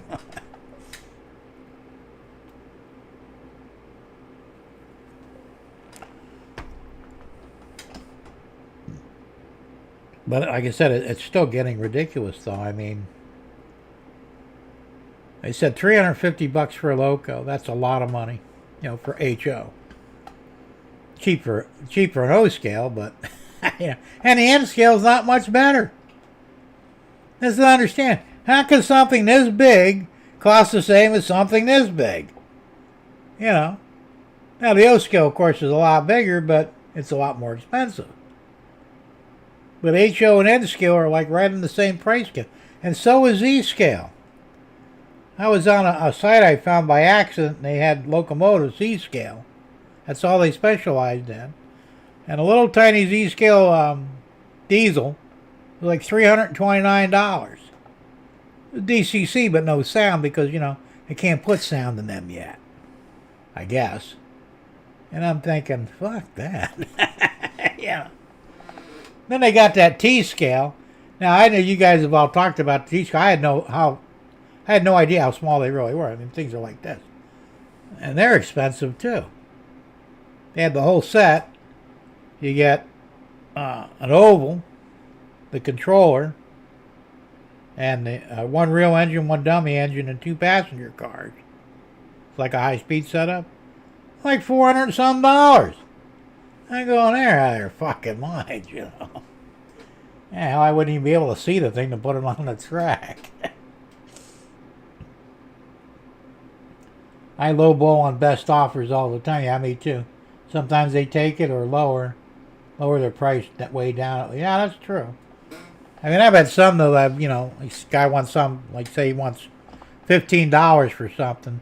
Yeah, like that passenger car I bought, and that was a Athearn blue box, you know. The 72-foot passenger car. Not lighted, you know. When it was new, it was like $4. Anyway, he wanted $15 for it, or best offer. So I said, well, how about 12, you know. Sounds like a nice round figure.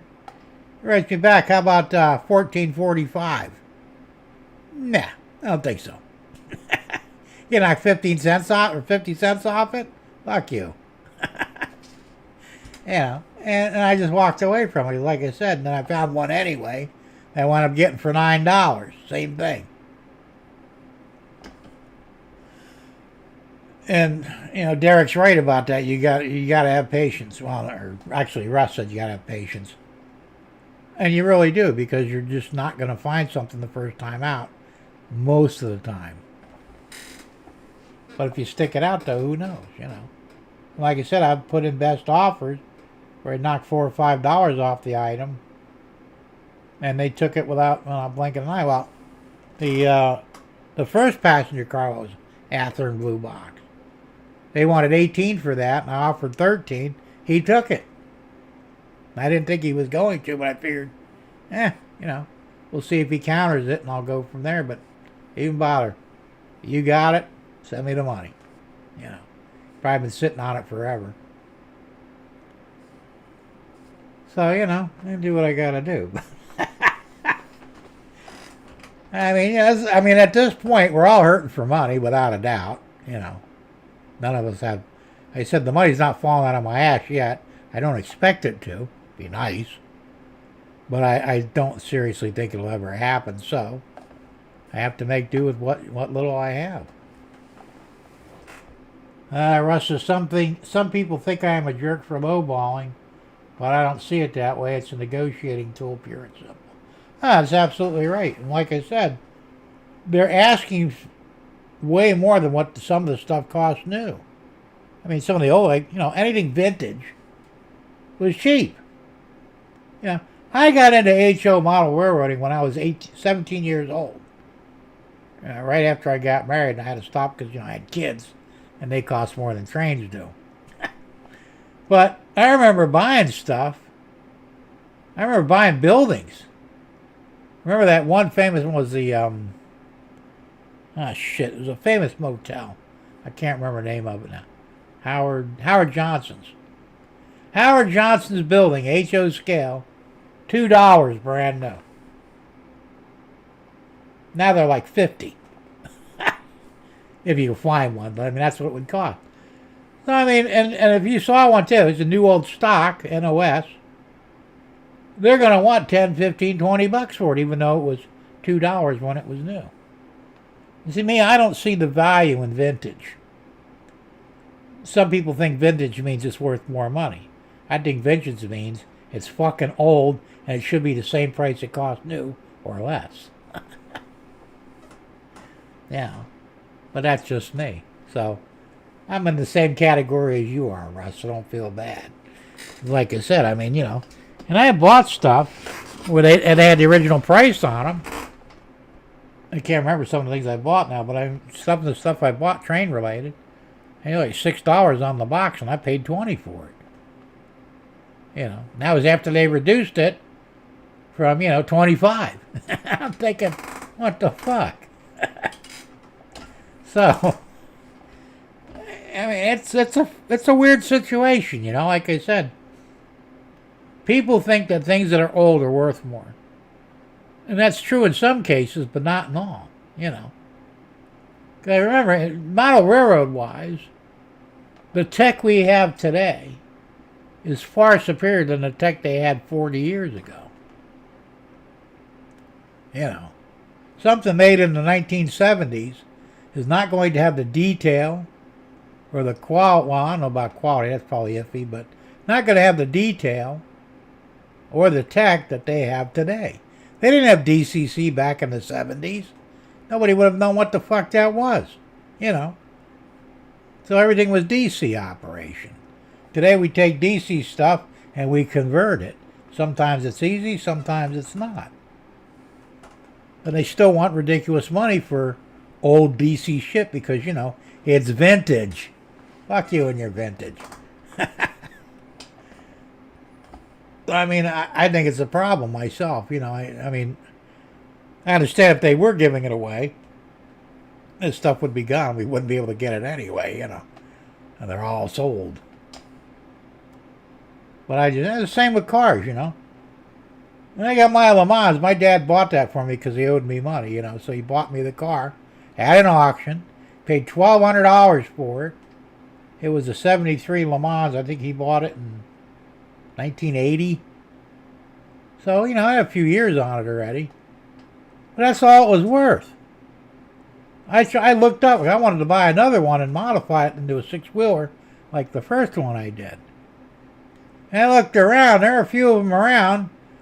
$30,000, $40,000. I saw one that was a rust bucket. The guy wanted $29,000 for it. And it didn't even run. I'm going, what are you, fucking stupid? Well, it's a vintage car, man. Fuck you, it's vintage. It's an old beater. It ain't worth shit. You know, when I got one in nearly perfect condition, everything worked, had a decent paint job on it, and a clean interior for $1,200, and now you want $29,000 for a fucking piece of shit? There's a problem here, you know. Well, there ain't many of these cars left. I don't care if it's the last one on the fucking planet. It ain't worth that much.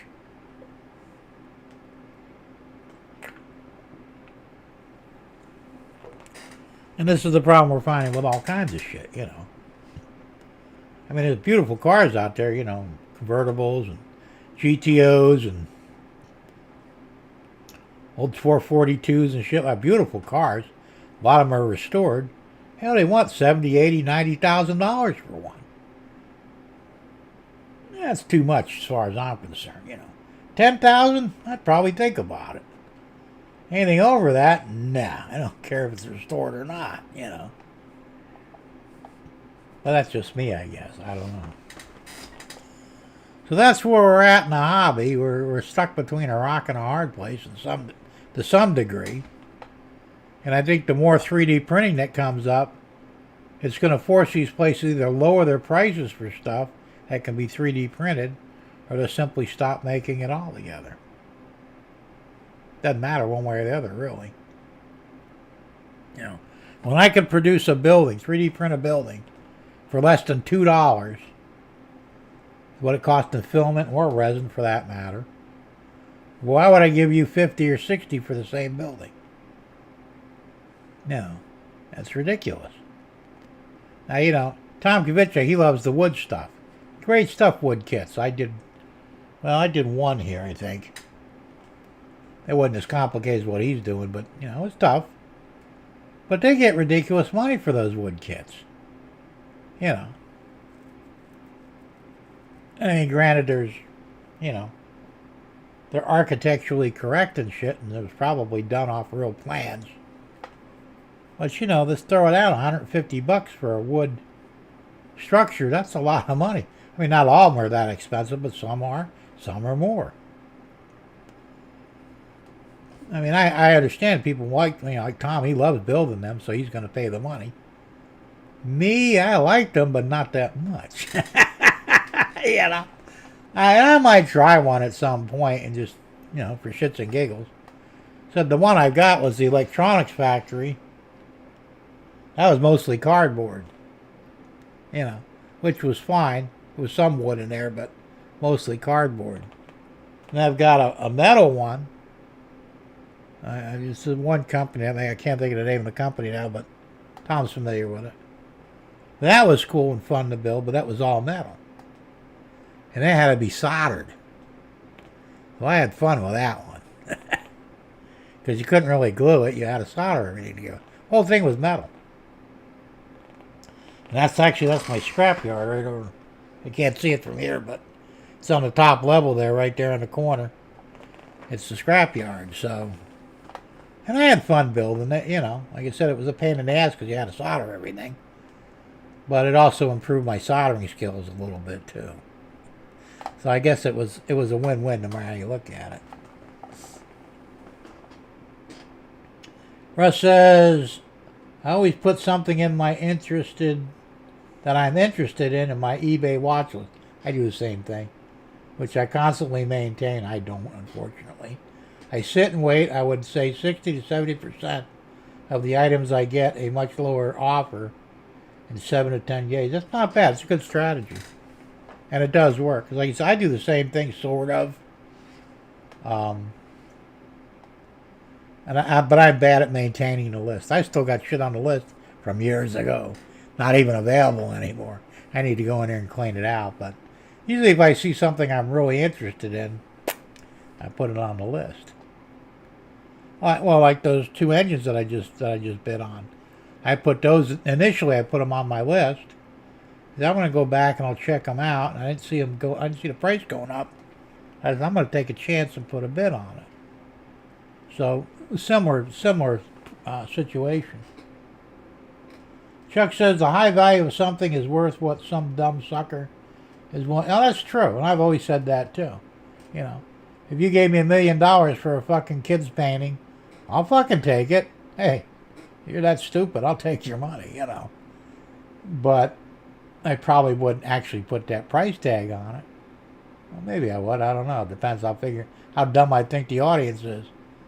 But no, you're absolutely right. I mean, something is only worth what someone's willing to pay for it. The problem is there are people out there with more money than brains that pay way more for shit than it's worth.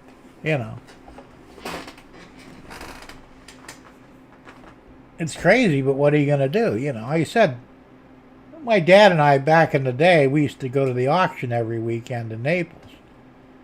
And we always got good deals, I did anyway. He bought a whole block once, and we wound up with all kinds of shit that we thought was worth money that really wasn't. We must have had like 30 Underwood typewriters, manual typewriters. I thought they'd be worth something. They all worked, They needed new ribbons, which is no big deal, but not all of them even needed that, but we couldn't give them fucking things away. I'm thinking they're antiques. That'll be worth something. We had antique check writing machines. It was like a calculator. It was, had a lever on it. You'd put in and pull the lever and it would print the amount on the check. And then all you'd do was sign your name on it. Thought that was worth something. Couldn't give that fucking thing away, We had, I remember it came with, there was a bunch, remember vacuum tubes for the TVs back then? There was a whole shitload of them. There was over 1,000 of them, brand new in the box. Well, I wound up taking them and I used them because I couldn't sell them because they were starting to get away from vacuum tubes at that point anyway. This was early 80s. The solid state was really starting to come in and they didn't need vacuum tubes anymore, but I still used them. And we had all kinds of shit that was on that block. I mean, there was some shit we did sell and make some money on, but other stuff we couldn't give away, My dad got a good deal on it. I think he paid like $175 for the whole block, We figured, we were thinking we were going to, like 10 times that reselling the shit, but we didn't. Well, we broke even and made a little bit of profit, so it was still worthwhile. But I mean, that was the thing you had to, but a lot of people, like you said, they were smart enough not to bid too much on. Now, they had a movie projector there. It was 16 millimeter, a sound projector, like the ones we used to see in school when we were kids. And it had, what they say was 50 different movie reels with it that were from around the world, like scenic shit that you could actually teach in like a geography class or something. So my dad said, we should get that, and we could rent it to the schools. Yeah, that's not a bad idea. Well, he bid up to $1,200 on it. It was probably worth 10 times that. But then he stopped at $1,200 and it wound up selling for $1,250. I said, you should have went the extra money. He says, I don't know if we could. I said, no. That I'm sure we could have made money on, you know. And whoever bought it, I'm sure that's what they did with it. They probably rented it out to schools, whether private or public or whatever, and made their money back. It was a Bell and Howell projector. Beautiful, beautiful setup. It was, it was old, but it was like new, you know. And sound, you know. Like I said, it was one, like the ones we used to use in school, it's 16 millimeter sound projectors. So there were things that he should have bought and didn't, and then other things he did buy and probably shouldn't have. But, you know, he was never good with antiques anyway. I was probably more knowledgeable than he was, and I wasn't right all the time either. So, you know, we did what we did, but, yeah, 20/20 hindsight, right? That's true, though. You know. And today, I don't think there's much around that's really worth a whole lot that isn't through the roof to begin with, you know. When I was a kid up north, my mother had a treadle sewing machine. Now, for what you guys don't know what that is, it's a regular sewing machine on a desk type thing. The whole thing was cast iron. And it had a plate on the bottom that was the treadle, and you had to work it with your feet to make the machine work. I learned on that. I learned how to sew on it. Well, she gave it away up there when we moved down here. A year after we moved down here, I was looking in the paper, and they were getting $1,500 plus for them in any condition. So, Mom, you should have brought that damn thing down. I didn't think it was worth anything. Well, you were wrong. You know, you could have made a quick $1,500. I said, yours was in like new condition because, you know, she took good care of it. It was a Singer anyway, so Singers were worth more money. But, you know, she didn't do that. My dad had a tape recorder, reel to reel. It must have been from the 30s or the 40s. It didn't use tape, it used metal. Matter of fact, it sliced your fingers off on it. And it used a magnetic recording metal. It looked like a tape, but it wasn't. It was reel to reel. It still worked perfectly. He gave it to me. I took it apart, couldn't put it back together again, you know, because I used to do that shit with everything. I was able to put together some shit, but that was not one of them. And that thing was worth $2,500, you know, back 40 years ago. Probably worth $10,000 now, you know, because there's not many of them around. And, you know, at the time I said, Dad, why'd you give me that? He said, well, you want something to take apart, and that was all I could think of. It was up in the attic. Yeah, okay, I appreciate that, but you shouldn't have done it. You should have brought it down here and sat on it because it was a true antique, you know. So, I mean, it's everything's like that. You just never know, you know. I had some metal cars. They were die cast from Snap-on. When you bought certain tools, they would give you a Snap-on truck with it, you know, or a Snap-on car. Had their logo and shit. They were worth money, you know. And I sat on those things for probably 20 years. Then went to sell them, and people wouldn't even look at them. You know, and I'm thinking, well, this is bullshit. These are supposed to be worth money. So I wound up giving them away to somebody because I'm tired of looking at them, you know. Some retro stuff is starting to gain value. Yeah, I'm sure it is. Well, it's like my wife, you know, Debbie, she's got Barbie dolls from like the 60s. Still in the box, you know. She's got some famous ones. She got an Elvis doll. You know, it's a Barbie-style doll. It's Elvis. Still in the box, never opened.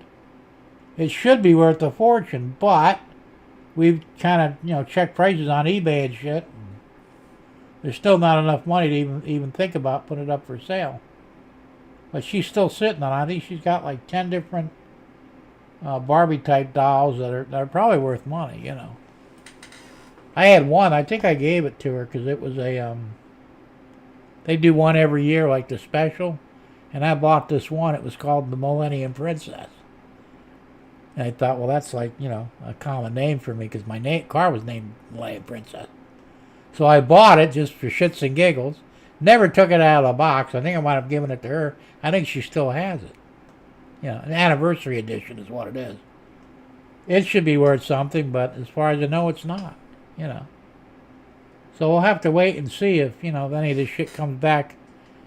You know, it said Gen Z are the ones going to be buying this shit. And they don't seem to be interested in anything except video games. You know. Maybe they're bringing back the Commodore 64. Did you hear about that?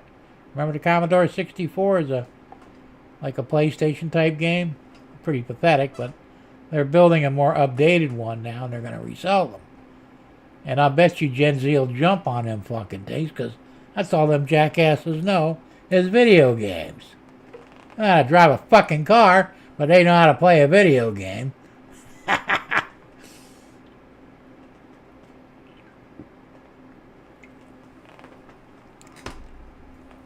So, you know, a lot of stuff really is based on what they're going to consider valuable, because they're the only ones left to buy it. Gen X isn't interested. Most of them are, you know, near my age. I mean, I'm a boomer, but you know, next one up is, you know, Gen X. What's that, from 1965 up or something like that? They're not interested in any of this shit. It's getting tough out there, man, to make any money, you know. Like I said, when I want to buy something, they want a fortune for it, but if I got something I want to sell, they don't want to give me nothing for it. How does that work? It's always that way, you know. If I tried to sell my car, I'd be lucky to get $600 for it. Low mileage, shitty paint job, but interior's still clean. Of course, the air don't work anymore, but $600 if I'm lucky. But if I went to a dealer and tried to buy one, they want $5,000 for the same thing. Something's fucking wrong with this, you know. Because I would buy another one if I could find one at the right price, as a second one, you know. I'm still keeping this one because of low mileage. But it would cost me more to paint it than it's technically worth. I did look at,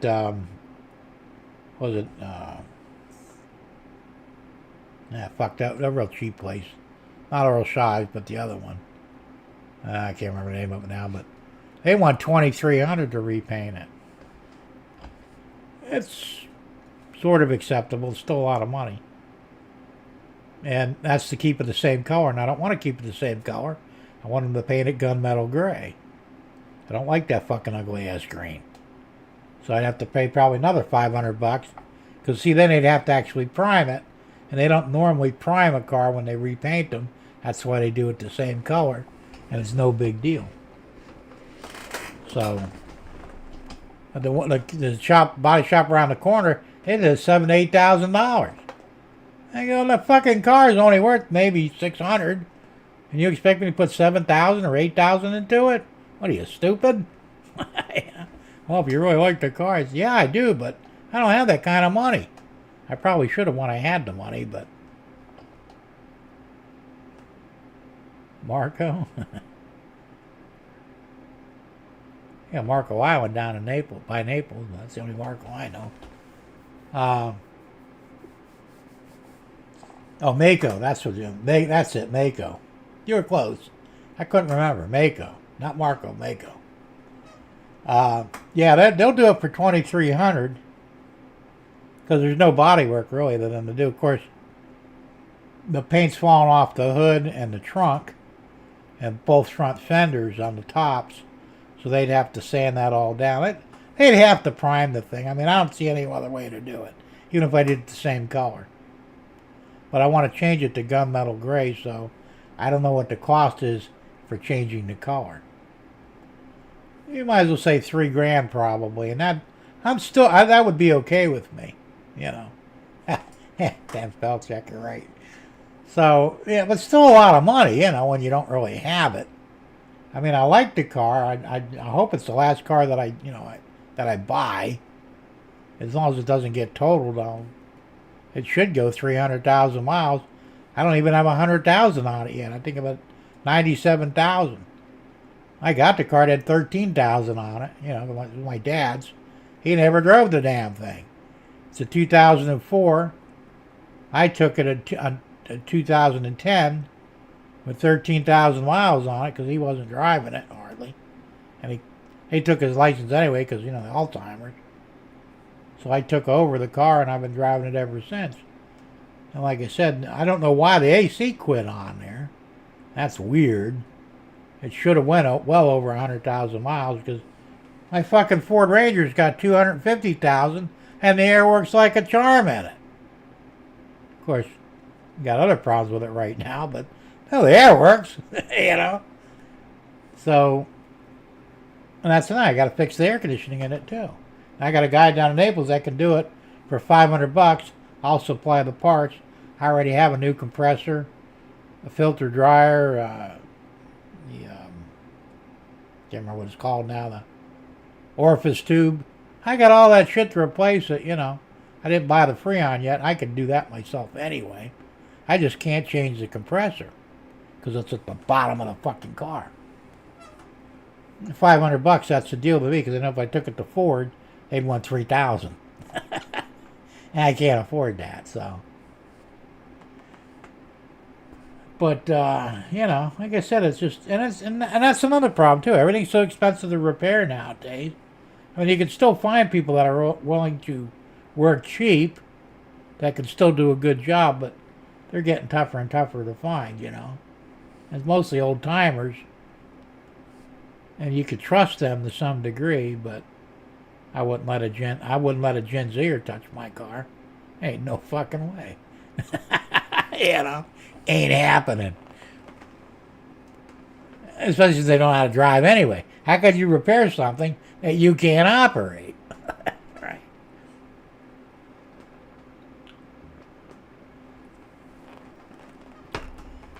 Now, like I said, this is where we're at nowadays. And of course, the older we get, the tougher it is to do a lot of things ourselves. I think that's the toughest part of growing old, you know. I said, you know, my wife, she says, you know, there's a lot of things I can't do anymore. I said, yeah, shit, you're in good company. You know, things that I wouldn't blink an eye at, you know, doing, I can't do anymore, you know. Simple shit, some of it. Yeah, I want to rip the bathtub out of the master bathroom and make a his and her shower in there. I know how to do it. You know, I've done it before. But to do it now would be a real tough thing for me because, well, the hard part would be the floor, because I'd have to get on my knees, which I can't really do. Of course, tiling is easy enough. I'd have to buy another tile cutter. No big deal. And the plumbing is a piece of cake. You know. But, I mean, something that I could probably have done in 3 or 4 days in the past, probably take me a month now, if not longer. Yeah. Still want to do it. But the reality is, I'm getting to the point where I'm not going to be able to do any of this shit anymore. And that sucks. Yeah. My wife was complaining the other night. She says, I want what Tom and Debbie got. I said, what do you mean? He says, well, they got endless energy. I says, you know, things are a little different from me. First, Tom didn't have a stroke. You know, a stroke slows you down. I don't care how good you are, it's going to knock you down a little bit. I said, Debbie's got some issues too, but I said, you know, you see things and you think that that's the way it is all the time. It may not be true. I says, yeah, granted, Tom does seem like he's got more energy than any of us do. And maybe he does, and he's lucky. That doesn't mean you're going to or I'm going to. And even if we tried to duplicate what he was doing, it still might not make a difference, you know. I says, you got to stop looking at other people and saying, well, you know, whatever they're doing, I need to do it. Because that's not necessarily going to help you. Can't hurt probably, but may not help either. I don't know. I mean, my dad used to run rings around me even before he had the stroke. And he was 80-some years old. I go, Dad, how do you do this shit? You know, he's, I don't know. You just do. You know, he grew up different. He had different food to eat. The food was better. And like I said, he didn't really, you know, have any problems, you know. I get a lot of sleep. Tom, I get a lot of sleep too. It ain't helping any. I just figured you're fortunate. And some guys are, you know. Some people are in general. I met a guy who was 91 years old right after my dad passed away. My dad was 91. And this guy, I'd swear he was in his 50s. He was still working a 40-hour-a-week job. had perfect memory and shit. Still got the hair on. I mean, he showed me his license because at first I didn't believe him.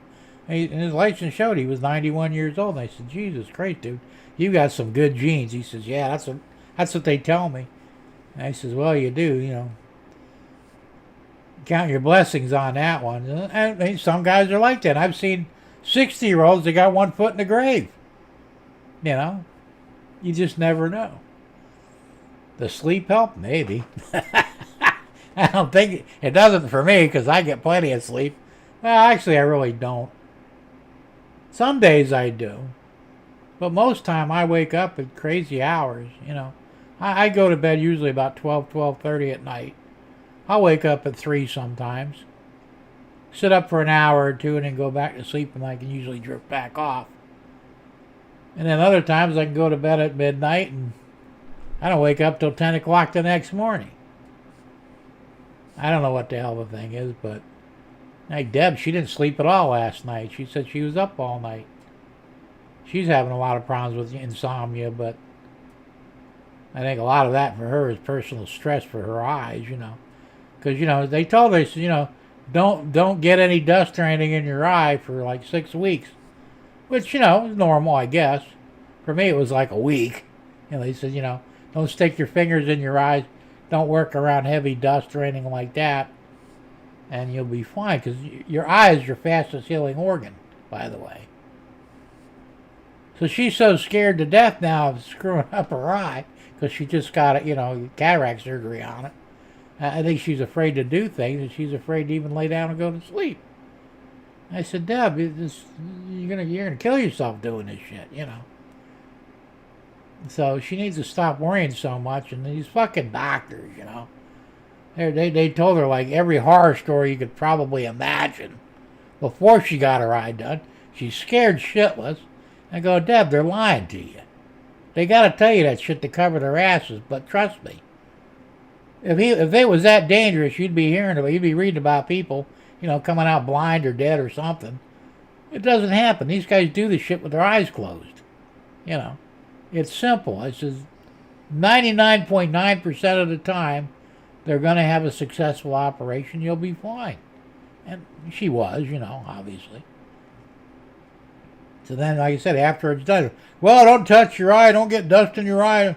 So I you know, as soon as she got her eye done, I stopped at Harbor Freight and bought her a $3 pair of safety goggles because, you know, she was afraid working around the chickens she'd get chicken dust in her eye. I'm thinking, that's reasonable, you know. So I got her the glasses. Just wear these and you'll be fine, you know. Well, they got holes in them. I said, well, because if they didn't, they'd fog up and you wouldn't be able to see anything anyway. I said, they're tiny holes, but they're still safety goggles, you know. I said, it's not like you're going to be in the middle of a dust storm, you know. Stop worrying so much and just go about your business. You know. I mean, it's kind of funny, but it's not, I guess. But, yeah, she's still got to get her second eye done. And so she's terrified, not from the operation, but that she's going to screw up the first eye. Because then they changed shit a lot. When I got mine done, it was for a week before I had to put the drops in my eye every day, like 3 times a day. On the day of the operation, I put the drops in 1 time. The operation took like 45 minutes. They put a shield over my eye. I had to wear the shield overnight, and the next day I could take it off and I had perfect vision. And they told me for a week, don't rub your eyes until it's fully healed, and try to stay in a high dust environment. Stay out of that. All right, no problem. You know, and when you go outside, wear sunglasses because, you know, it's better for your eyes. I did that and I was fine, you know. Now they got all these fucking, well, you got to take the drops a week before. Then you got to take them during the operation. Well, you're not doing it because you do it right before and then they do it again. And then you got to take it for 6 weeks after the fucking operation. And I'm thinking 6 fucking weeks? What the hell, you know? And that's, you know, I think the first couple of days was 3 times a day. Then she's down to 2 times a day. And I think the last 2 or 3 weeks you do it 1 time a day. And then you're done with it. So she'll still be doing it when she gets her second eye done. Probably she's getting that done next month after we get, I think it's after we get back from the villages. It's crazy, you know. Like I said, they keep changing the way they do shit. She didn't get an eye shield or nothing. They wheeled her out. And she's like, oh, people were like, oh, yeah. And she wasn't the only one. They all did that. And, you know, I'm thinking, damn, they don't put a shield over your eye or nothing. You know. I mean, I realize things change. I had mine done 6 years ago. And I had them done in Naples, which they're probably a little better at it. But either way, it got done, and she's good to go. At least she can see out of one eye now, so. Because before she was blind in one eye and couldn't see out the other. And when she gets the other eye done, she'll have nearly perfect vision. It's like, there you go, you know. So. But I mean, look, we're getting older, you know. And she says, well, you know, 65 isn't old. I says, well, it depends how you look at it. 50 years ago, that's about all people lived on average, you know. So I said, now we live a little bit longer because we have better doctors and better nutrition, supposedly. But, you know, I mean, look, after 50, you know, it's a crapshoot, you know. You may live, you may not. You may stay strong and able-bodied, or you may not. I mean, you just do what it is, you know. I mean, I don't have a lot of energy anymore either. I mean, not as much as I used to. But, you know, I never used to be 65 either. Oh, now I'm 66, but I mean, you know, I don't know what the hell you're supposed to do when you get old. There's no instruction manual for it. You know, act like you're 66. How the fuck does a 66-year-old act? Can anybody tell me? No. You know, and everybody's different. They said, I know some people that just, man, they flourish as they get older, you know, and then other people are just broken down and they're ready to throw in the towel. Luck of the draw, I guess. I don't know. You know, Deb blames, you know, Sebring for it. It's Sebring, it's killing us. No, it's not. You're just getting old and you don't want to accept it, you know. No matter where you go, you're going to have the same problem. If you would have stayed in Naples, you'd still be getting older, we'd still be having these problems. You know, she doesn't think so. You'll know Naples, we'd stay young longer. No, you wouldn't. And the stress of living down there, that'd make you age quicker and shit anyway, you know, because everything was more expensive. And, you know, that's why I got out of there, because I knew that at some point, and I'm glad I did, that property taxes would have ruined me. You know, I used to pay $1,400 to $1,500 a year on the old house down there. Now they're $4,500. Well, I can't do $4,500. Hell, I had a tough enough time with $1,400. You know, and the house is smaller than this one. I mean, granted, I have more land here and shit, but you know, I pay $1,400 here. It still sucks, but it's a lot cheaper than this down there. So, you know, it is what it is. But, you know, hey, look, there's no, you know, getting old is not for the faint of heart. I've been saying that all my life. And a lot of people agree with me, especially the ones that have gotten there already. You know, things go wrong, man. My tenant, she's the same age as I am. You know, she had a stroke a few years ago and didn't do any lasting damage, not as bad as mine, but she said, you know, there's a lot of things I can't do anymore. You know, can't drive a car anymore. Can't go running down the road anymore. It's, well, I can still drive, but I can't run. You know. I think out of all the things I miss most, it's the ability to run. Man, I can't even jog. I can barely walk, you know. Well, you figure this is where I'm at, and this is what I've been blessed with, and I'll just make the best of it. And hopefully I'll live another 20 or 30 years. I hope. Oh, and that's all I got to say on it, right? Anyway, it's almost 10:30. It's getting late. You guys keep me up all night, you know. Not that I mind, but I'm gonna wrap this up here. So, at least aside from the screw up in the beginning, at least we got through a whole show. But thank God, because I'm thinking, man, that must really suck if nobody shows up, you know. I mean, I was actually starting to get a little worried about it, you know? And like, where the hell is everybody? It's not like everybody to not show up, you know? But I'm looking at my chat. It ain't moving anywhere. All three of my chat windows, they're stuck where they were at. And I'm thinking, I guess nobody's here.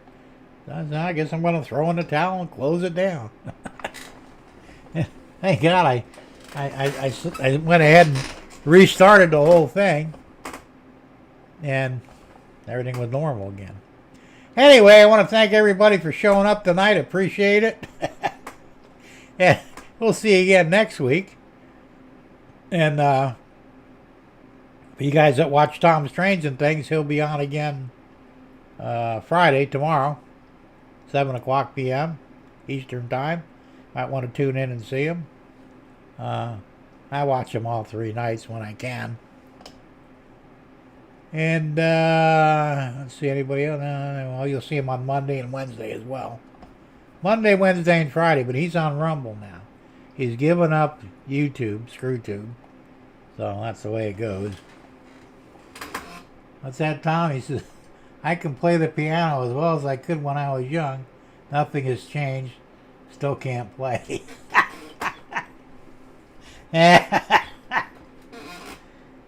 Jim, you need to bring your phone with you when you do your show. I know, I probably should, because one of you guys probably attempted to call me, right? And say, hey, you ain't, and nothing's happening. I should. I usually do. Today I didn't for some reason. I'm going to start bringing it over here from now on. Good advice, Tom. I'll take it. Much as I hate that fucking thing, it does have its values. But anyway, I'll see you guys next week. And, oh yeah, and see Tom Grassi on Wednesday, too. He's on at 8 o'clock p.m. on Wednesday night. So, they're the only two really that I watch anymore. Tom and Tom. And of course, James Galton, he's on Monday nights. He's on it. I think he's on at 7 too. So there's a conflict. Sometimes I try and split both shows. It's hard to do, but it just depends. And this week I didn't do it, but I mean, I do what I can, you know. Anyway, I'm going to shut this down. I'm going to put the outro up and stay tuned for another mail call. There will be one probably tomorrow and probably another one on Saturday. And that should be the last of the mail calls for a while anyway. And until next week, we'll see ya.